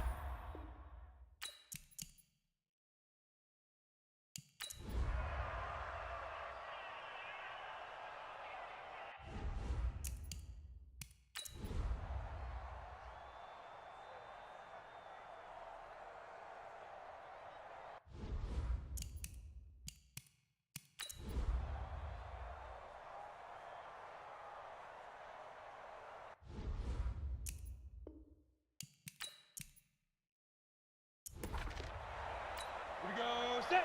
10-2 stop. 6-6. Pull it high. On second down, Carey. And he'll get it up to the 33-yard line. 7 yards there and a first down. So they'll come up first and 10 now from the 33. From the gun, Mahan over the middle, complete. That's Garner. And he'll get it out near the 40 to the 39. Another nice pickup through the air, and I think a lot of people might expect him to run the ball in this situation, Brandon, but with this lead, they're electing to throw the football. Swings, slants, quick outs, things that they consider safe. 2nd and 4. Throwing the out route incomplete. It's Garner. And getting this just shy of midfield, they'll spot it at the 49. It's a first down on a gain of 10. 2 first downs have them up near midfield now on 1st and 10. And they give this time to the tailback. And he takes this one down almost all the way to the 30. And they had a gain of 10 last time, now a gain of 20 here. So from Panther territory now, it's 1st and 10, down at the 31. Back to throw. Mahan. He's got a first down and much more inside the 20. And he'll get into the end zone. Touchdown, Rams. In for the score. And the Rams tack on to their advantage. In order to...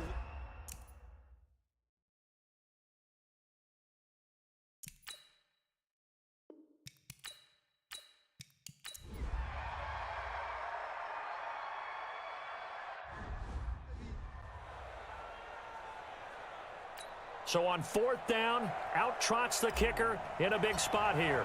He hit his first. Now this from 43. And this is just outside the right upright. It's no good. And this score will stay right where it is. This was still going to be a one-score game either way, but still, that's a potentially harmful miss here in the 4th. It certainly is, because if you consider that now if they give up a touchdown, they give up the lead. So he might be getting the side eye, but the defender's coming out on the field now as he goes back to the bench after that miss. The drive starting with a first down, 11 yards on that pickup. They'll look to throw here on 1st down. And he finds a man with a crossing route. And he will take it across for a Panthers touchdown. A big play there. His 2nd touchdown of the night. And the Panthers have taken the lead. On this stage, conference championship game, every play is magnified, and that was a big play. No doubt about it. One thing that has these guys a step away from a shot at a big game, their big play ability. They can strike from anywhere. This is taken just shy of the 10 here. And a good return as he'll be stopped just shy of the 30-yard line. The offense now at the line, ready for their next drive. And I hate to point to that missed field goal from their last drive, but you look at the scoreboard, they would be in the lead if they had that 3. Well, no doubt those points or those missed points do loom large, but here they're getting a chance for a makeup, aren't they? Almost like my time in school, I was always begging my teachers for a makeup exam. Here's their opportunity now to put those points on the board. And every point becoming more vital here in the second half. 2nd and 6. Escaping the pressure right. He'll wind up getting 4 there on his own, but it will leave him now with a 3rd down situation. As big of a play as we've had in this one so far. This is 3rd and 3. Looking to throw. Mahan. And nearly intercepted there. That would have been ball game if he had clinched it and caught it. Instead, it gives him one more chance here on 4th down. So it's Rams football here as we get you reset. And it all rides on this one play, a trip to the Super Bowl in the balance here on 4th down. And he's got his favorite target yet again. It's complete. They had to go for it with such little time remaining. And the Panthers are going to get it back in excellent field position. Though certainly not the way that they were hoping that possession would end, failing to convert on 4th. And now they've got to make sure that they keep their poise, they keep their confidence. Just because it didn't work once doesn't mean if they get that same situation later that they shouldn't go for it again. The defense feels great, but the offense, they can't be despondent.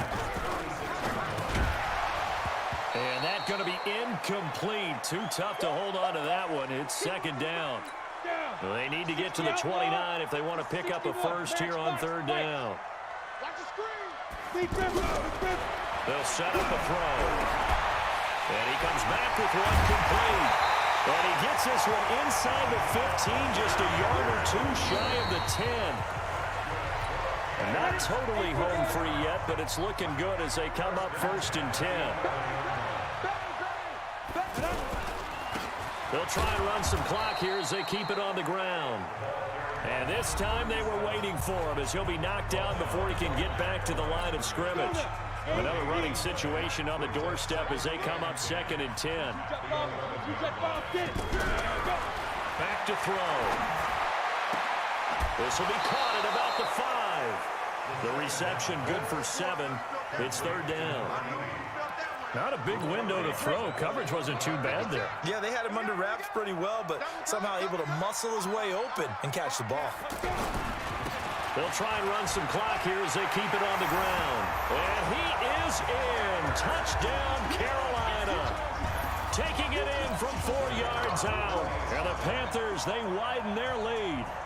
I know we don't talk about it enough, but the intelligence level of the guys up front blocking, the offensive linemen, maybe the smartest guys in football overall. Add in a little bit of athleticism and a whole lot of toughness, you got a lot to deal with, don't you? That's why the guys in the backfield get them really nice Christmas gifts, right? If they're smart, they do. This one taken from the 7. And he'll take this one near the 25, call it the 26-yard line. Set to begin their next drive, the Rams offense at the line. They're down here in a one-score game, but the time, it's a factor, but it's not a huge factor right now, is it? It's really not, because this amount of time gives them a chance to run their offense, to go through play sequences. And this is what they work on every week in practice, usually on a Friday. They go over this type of a situation, late game situation. What are we going to do when we have the opportunity? They've called these plays a bunch of times. Now's their chance to execute them. Well, they have the opportunity now. Here's the execution. Big play coming up. Here's 3rd and 10. I would expect to see some pressure here. The pressure drops off as they'll look to throw. And that is incomplete. This defense looking impenetrable now. 3 straight incompletions. They're giving him nowhere to go with the football. Maybe a little frustrated back there. Oh, there's no doubt about it. When you've missed on 3 straight, there's going to be some frustration. But now he's got to make sure that that frustration is temporary, not lingering. Big throw coming up. And they get him down, but not before he takes it across the 40-yard line. Back to throw. Oh, that's a big pickup right there. It's caught inside the 25. It's a gain of 35. First down now, but that clock rolling. Off the play fake. Mahan. You know I'm going to lean towards the defender, right? You know I'm going to. And, a crusher there as it's intercepted. Good positioning, and it's picked off. And a big turnover there as his guys will get the football back.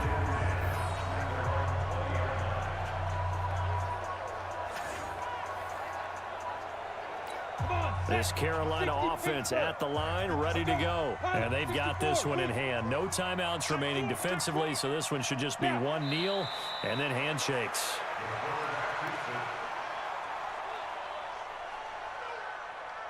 Let's go. Get the oar. They said beginning of the year, they set a lofty goal, Charles, of getting to the Super Bowl. They fell one step short of that. Oh, and that's going to hurt for a long time. That's going to be a big one for the offseason.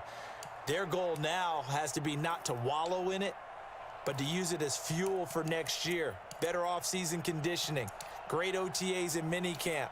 You know as well as I do, they'll have T-shirts in their lockers that say, unfinished business. They want to get back there and next time win it.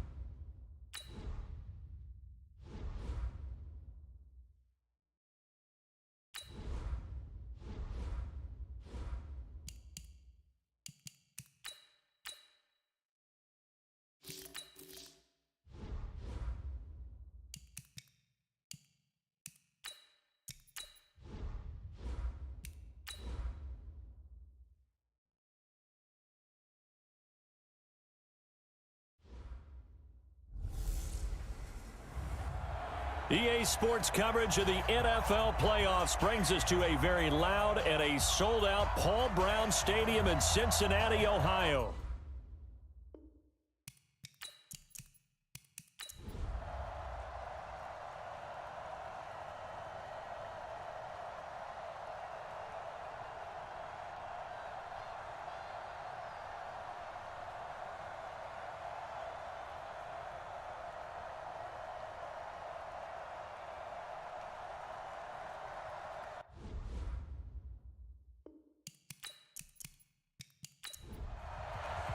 The kickoff unit is out on the field, and they will send this one away.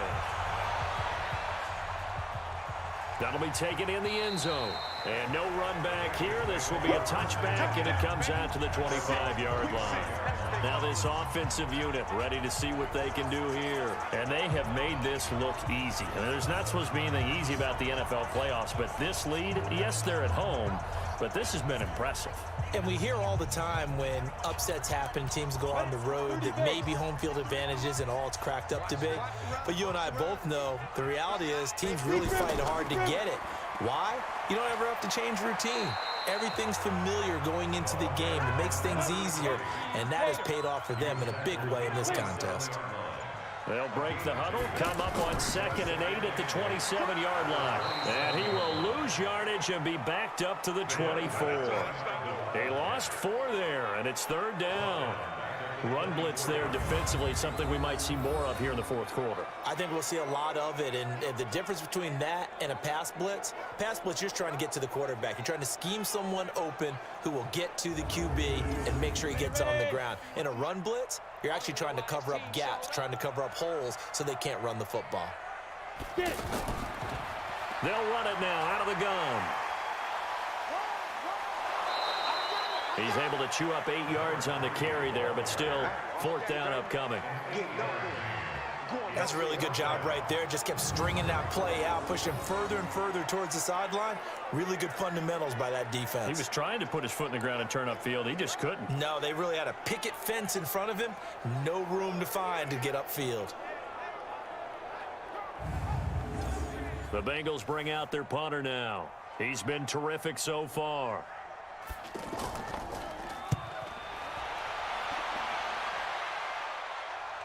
And a fair catch signaled for and taken just outside the 20-yard line. So possession goes over here on the punt. And the Bills will take over the football with a 1st and 10. Here's the Buffalo offense now as they get set to take over here. And they're hoping to redo their efforts in the last drive when they got into the end zone. And just think of what it's like now on the sideline, because when you score a touchdown, you have to go over and look at the tablet and see what you did on the last drive. When you scored... And he's going to be intercepted a 3rd time. Picked off at the 36. And they take possession of the football and have it at the 36-yard line. Well, you're trailing. It's the 4th quarter, and you've got to throw the football. But the defense knows this, too. So they're just going to sit back, bring in an extra defensive back or two, the old nickel or dime strategy, Brandon, and wait for you to put that bad boy up for grabs. And this one winds up being intercepted. And out now, here come the Bengals. They've got the lead. Last time had to punt it, though. What's the key to this drive? I think it's leverage. The leverage. Big guys up front. You know the motivational speech on the sideline is, guys, give us an opportunity. Protect the passer, create space for our runners, and let's go ahead and give these guys. Low man wins. Let's go do it on this drive. We'll watch that leverage on this drive. A lane opens up that time as he'll be brought down just short of a 1st after a gain of about 9. A nice run there, 9 yards, and it'll be 2nd down. Off play action. Hurley. Wide open receiver complete. That one good for a 1st down pickup of 18 yards. Well, clear running situation, trying to take time off the clock. You ran the previous play, set that play action up nicely. Boy, did they ever, because they'd shown the ability to run the football. So now you lose your keys as a defense. You dive for the running play, and they hit them over the top. Might we see our first touchdown of the game? Here's 1st and goal. I smell fear in that offense. I smell fear in that offense. 53's the mark. 53. Check with the go. Operating from the gun. Hurley. This is caught. And he's able to get it down to the 2-yard line. That's good for a gain of 6, second and goal.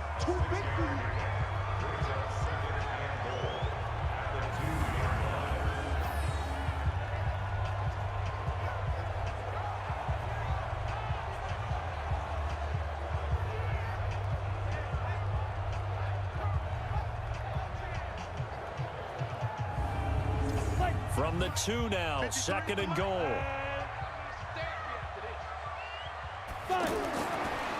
Back to throw.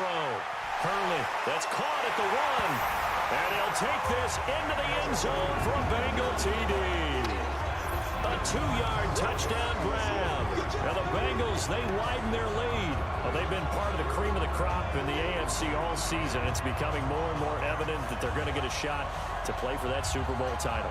The momentum has been building, and you mentioned how well they've played throughout the season. It's all come together for them, and they are really laser-focused on being that team to represent in the Super Bowl. They have been dominant in this one. Now the try here for the point after.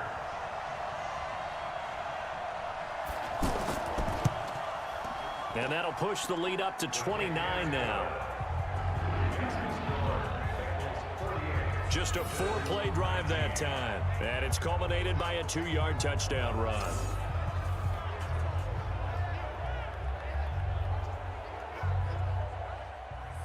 The kickoff team on the field now as they will send this one away. This will be fielded at the 6. And a good effort on the return there. Gets him across the 30 to the 33-yard line. Here's the Buffalo offense now as they get set to take over here. Now, last time wasn't pretty. One play and an interception. We'll see if they can do better.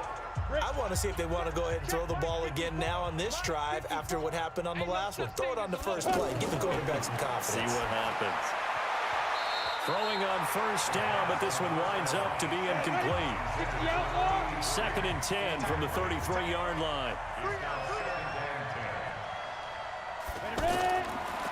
They'll look to throw. And he's got it. Got his man on the end route. Complete. They'll wind up getting 10 back as that sets him up for 3rd down. One thing I can say pretty safely, that route is not called if you don't have a guy who can throw the ball and put some mustard on it. Because if you're going to lollipop it in the middle of the field, bad things usually happen. It takes a strong-arm guy who can rifle it in there, and they were able to successfully complete that one.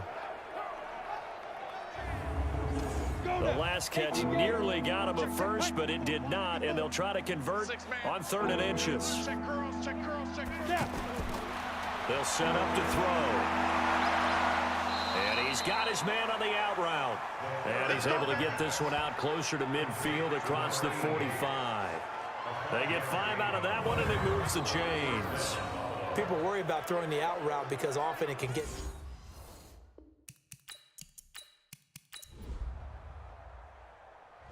This was the goal before they started the season, to play in a Super Bowl, and that's exactly what they're going to do. And this is why songs are written about teams. Okay, you go back, some teams wrote them earlier in the season about their goal of getting to the Super Bowl. This one, they're going to be able to break it out now because their goal was to get there, and they achieved it. How about that? That's pretty fantastic.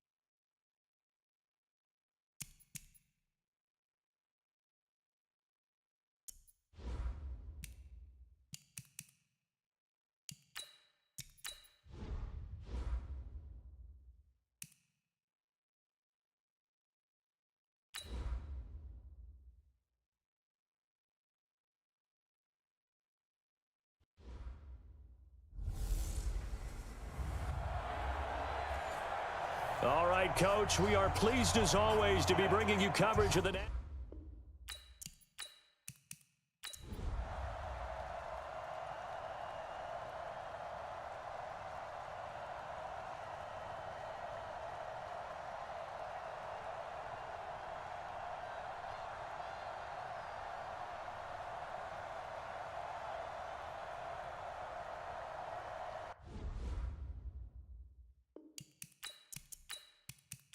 On the ready. 53, Mike. I got it. Defense. They'll look to throw for it on 3rd and 1. Hard throw, incomplete. Not only was the call spot on, how about the execution of that defense right there? The zone was absolutely locked up tight. He was trying to force it in there on 3rd down. But if there's a time to force it, he felt like he needed to make a play, right? Yeah, exactly right. 3rd down, you got to try and find something. There's nothing available there for him. And this kick is not going to be close. It's well short, well right to boot. And this score will stay right where it is.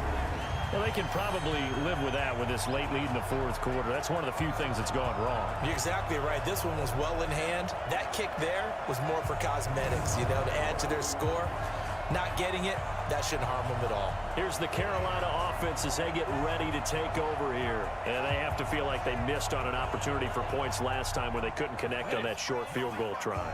And no doubt about it, because they were counting on those points. In today's NFL, let's face it, that's really a chip shot, right? That's anything inside 40. Yeah, they're counting on that going through the post. But we've seen it happen to teams before. Some of the best kickers in the world can miss kicks like that.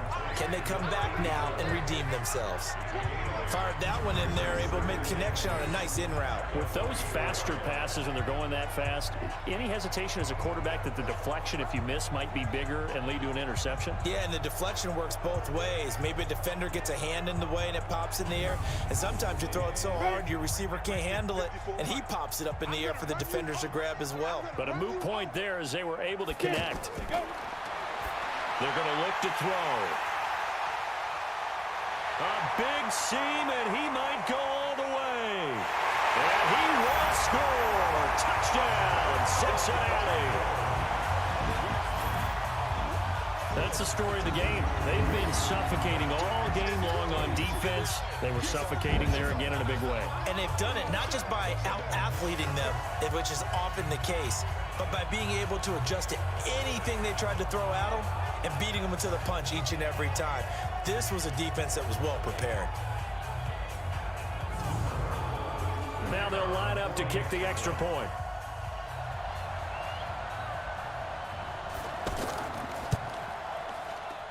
And this one was over a while ago as they just add on to their big lead. A heck of a play there defensively, getting the interception, navigating his way into the end zone for the touchdown.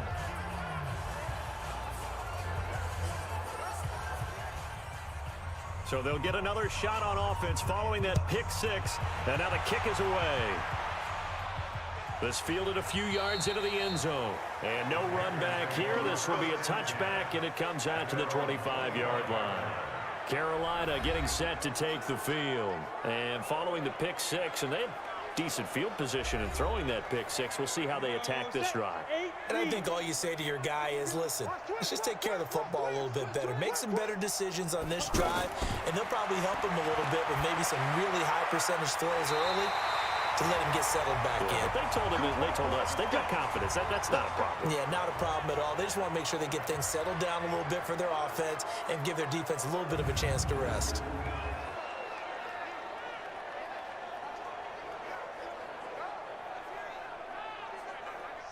Line of scrimmage, the 37 on 1st and 10. Let's go, D. Big series right here. We got to step it up. He'll drop to throw. Throws right side, and that's complete. It's a Panthers first down, 17 yards on the play.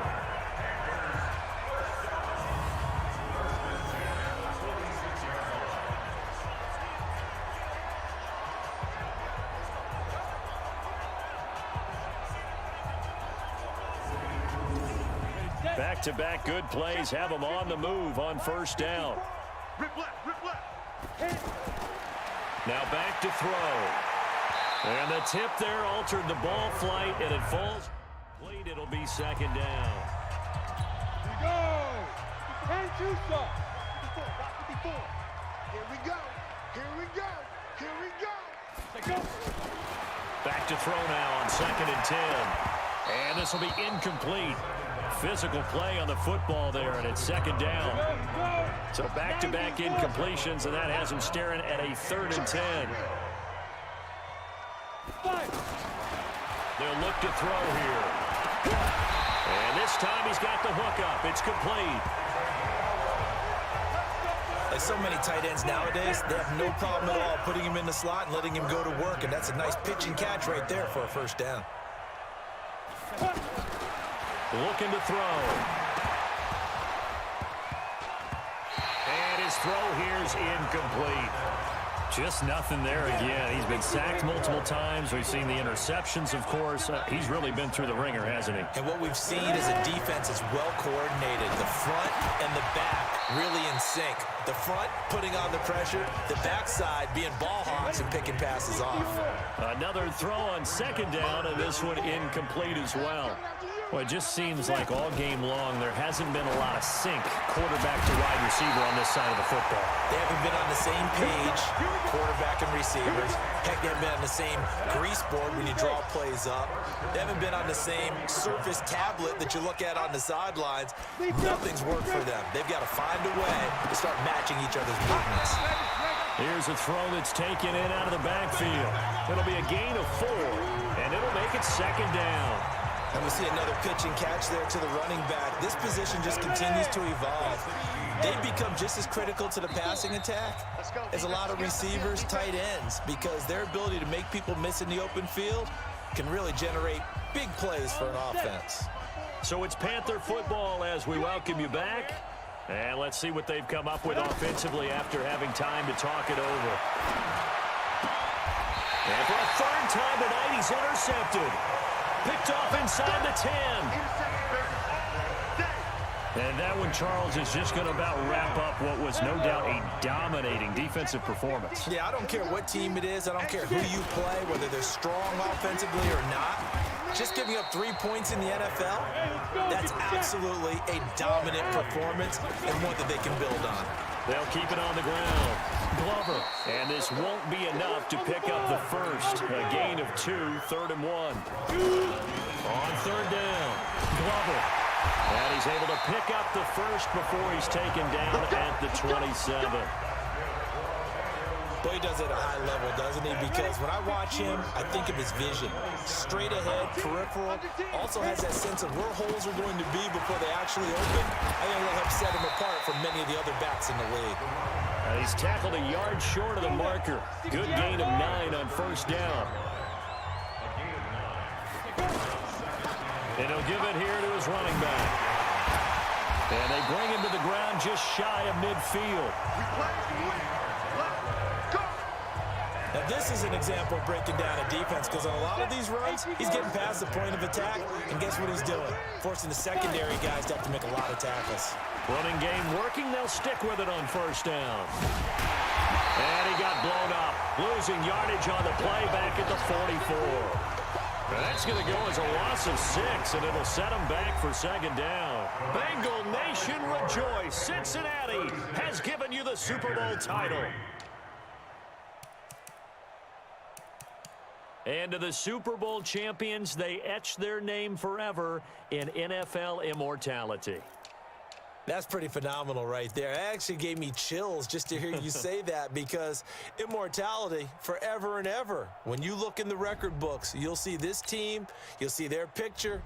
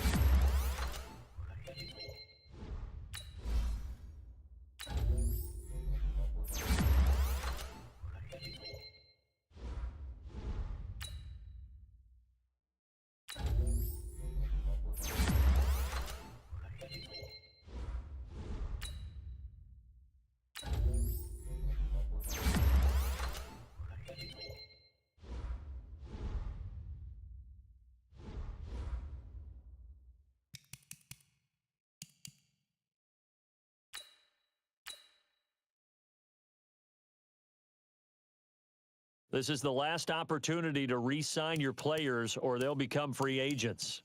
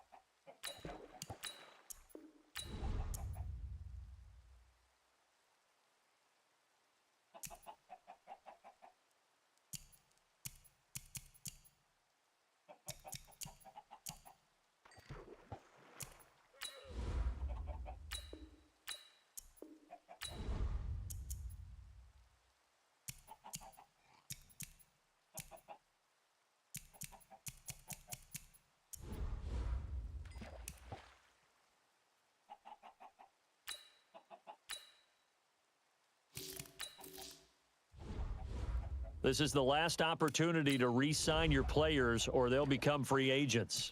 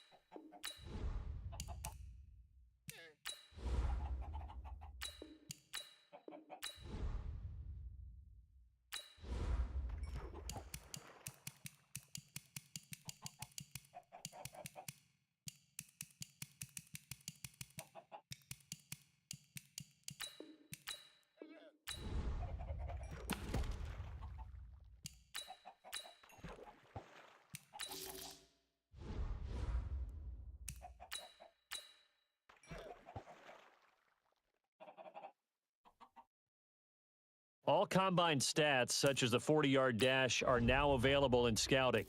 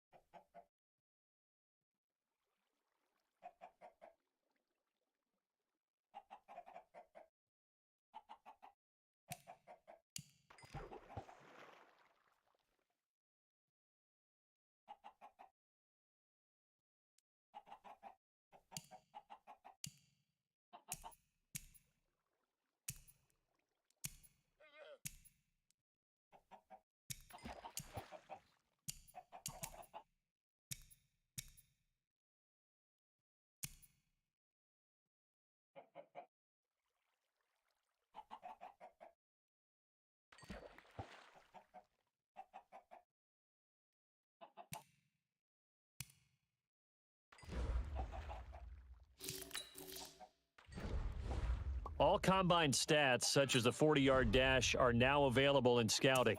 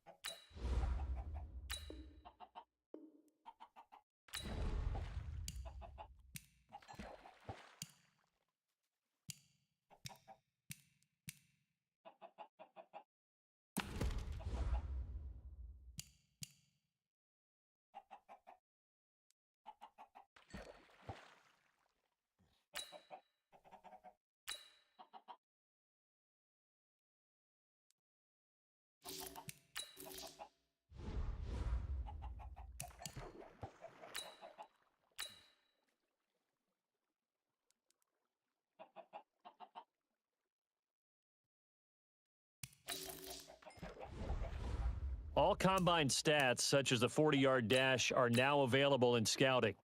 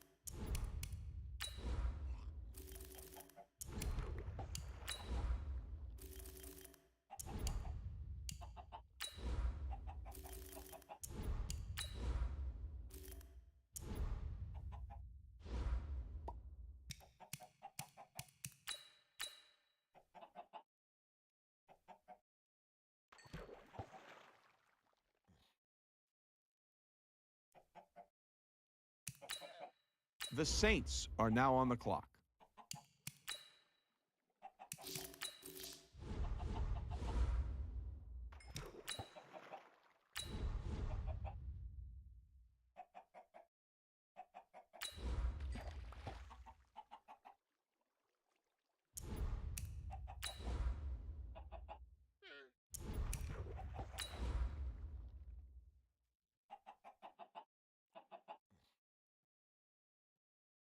The Bengals are now on the clock.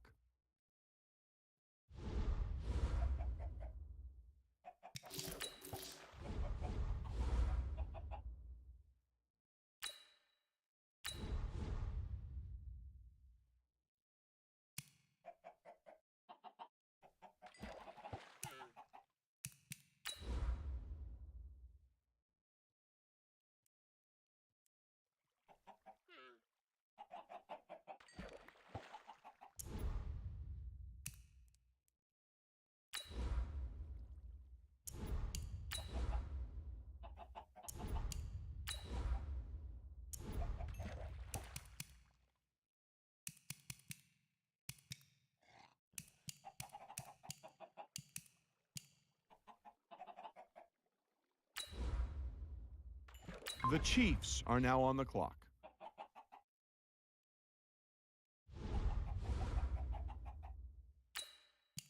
The Bengals are now on the clock.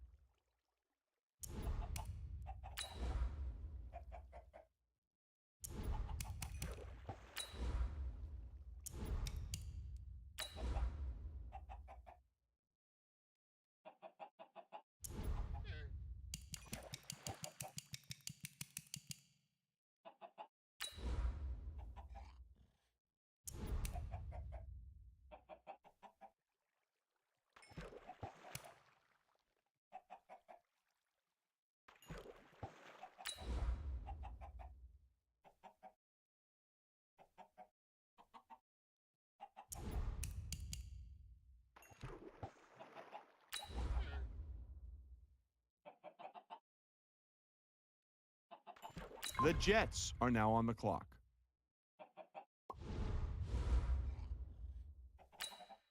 The Rams are now on the clock.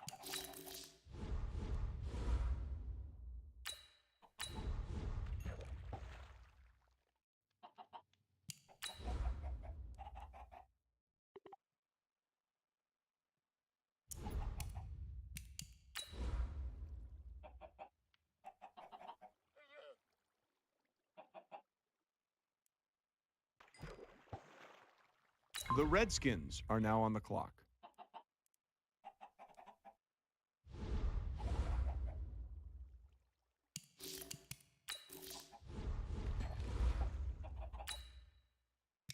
The Bengals are now on the clock. The Patriots are now on the clock. The Bengals are now on the clock.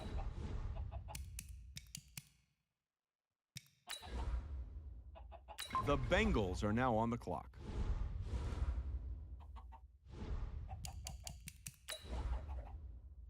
The Texans are now on the clock. The Rams are now on the clock.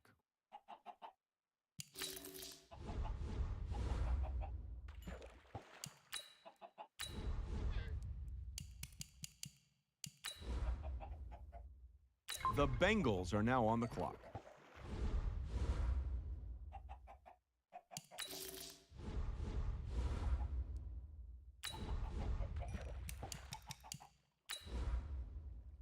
The Bengals are now on the clock.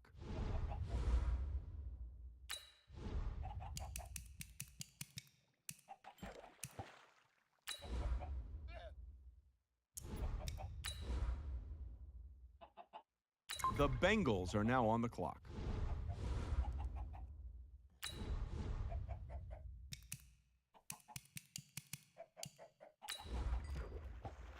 The Vikings are now on the clock. The Bengals are now on the clock.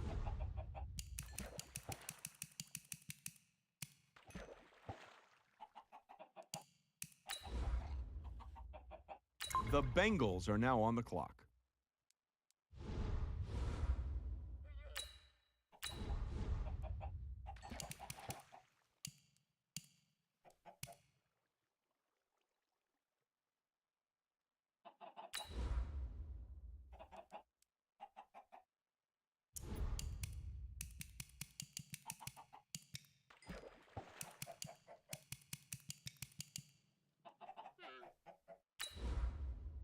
The Eagles are now on the clock. The Bengals are now on the clock.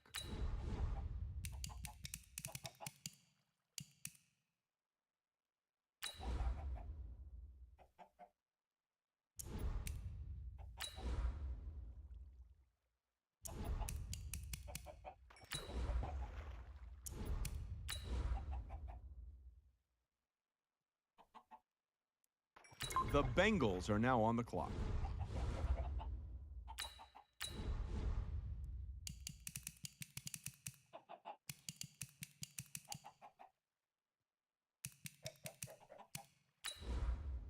The Titans are now on the clock. The Rams are now on the clock.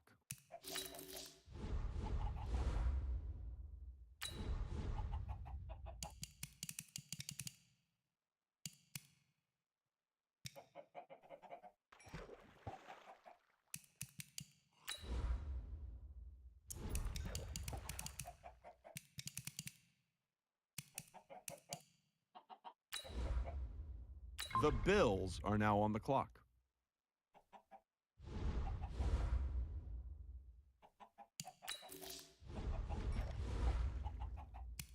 The Bengals are now on the clock.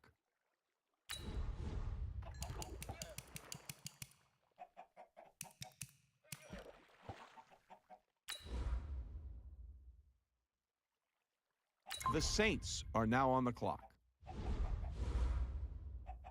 The Rams are now on the clock.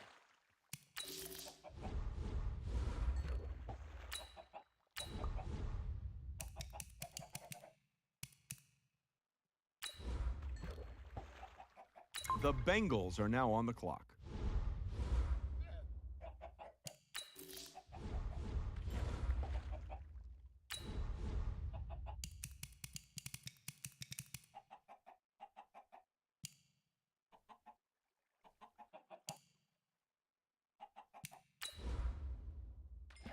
The Bears are now on the clock. The Rams are now on the clock.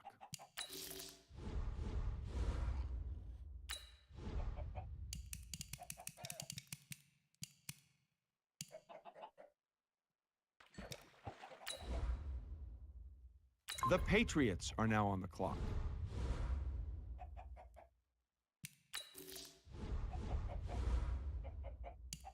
The Bengals are now on the clock.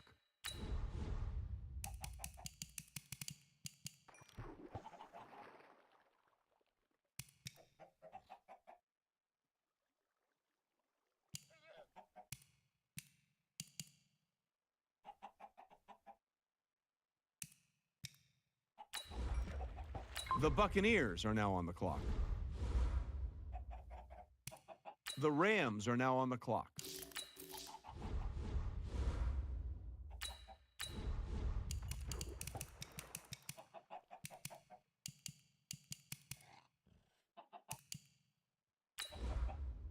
The Jaguars are now on the clock.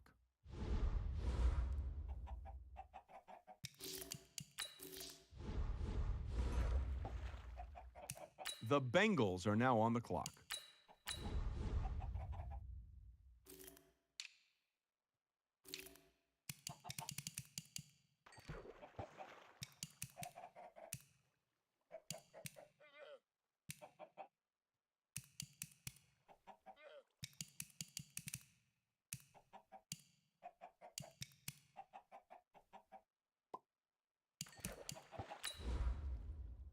The Rams are now on the clock.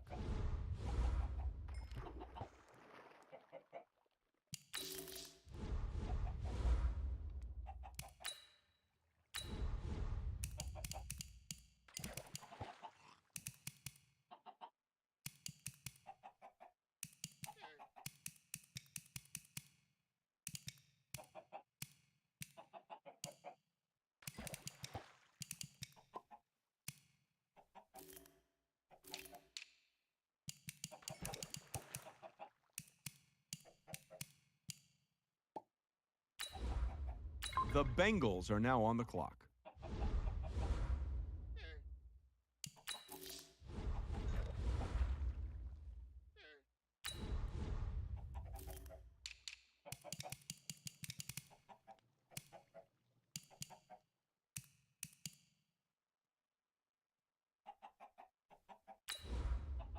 The Eagles are now on the clock. The Rams are now on the clock.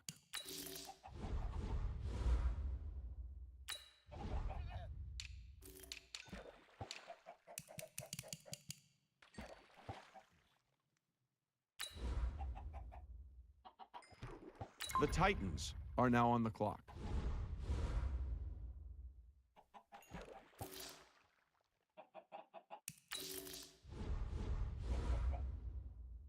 The Rams are now on the clock.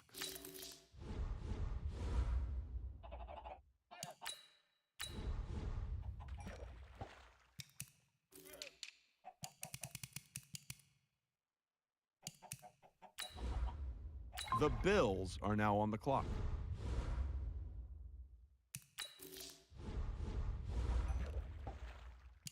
The Bengals are now on the clock.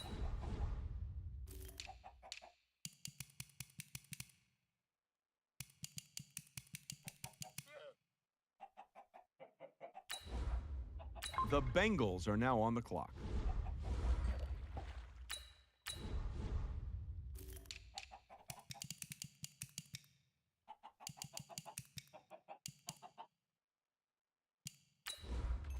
The Lions are now on the clock. The Bengals are now on the clock.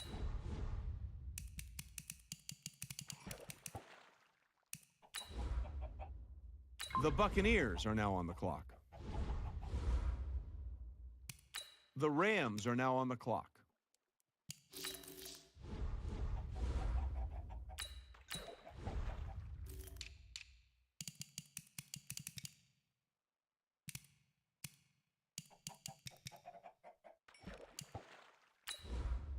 The Bills are now on the clock.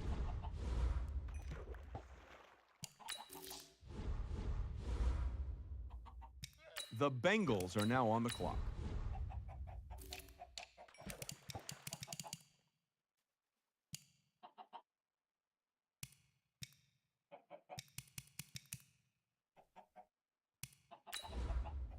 The Packers are now on the clock. The Saints are now on the clock.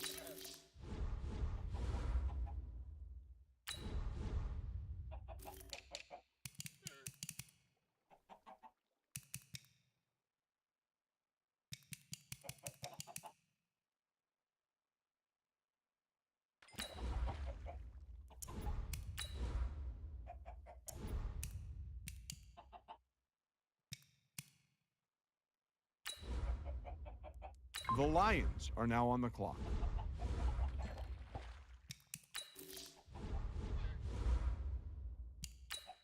The Rams are now on the clock.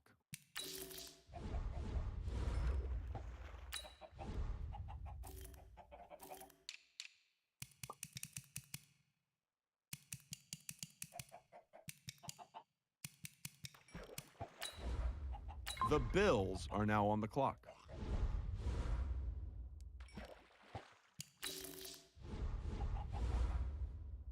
The Saints are now on the clock.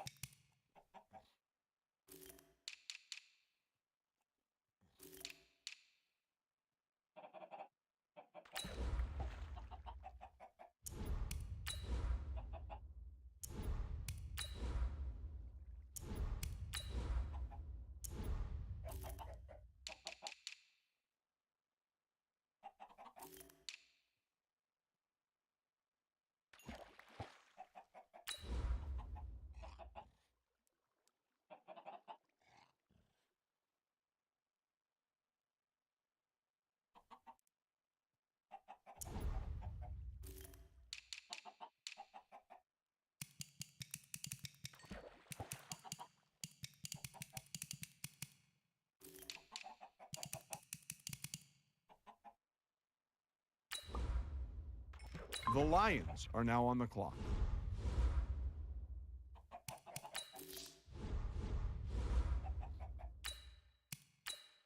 The Bengals are now on the clock.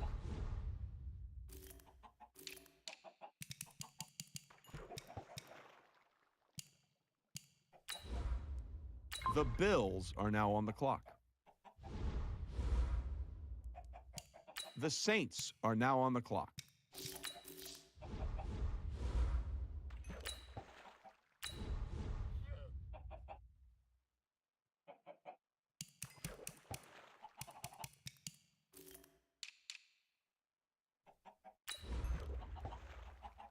The Lions are now on the clock.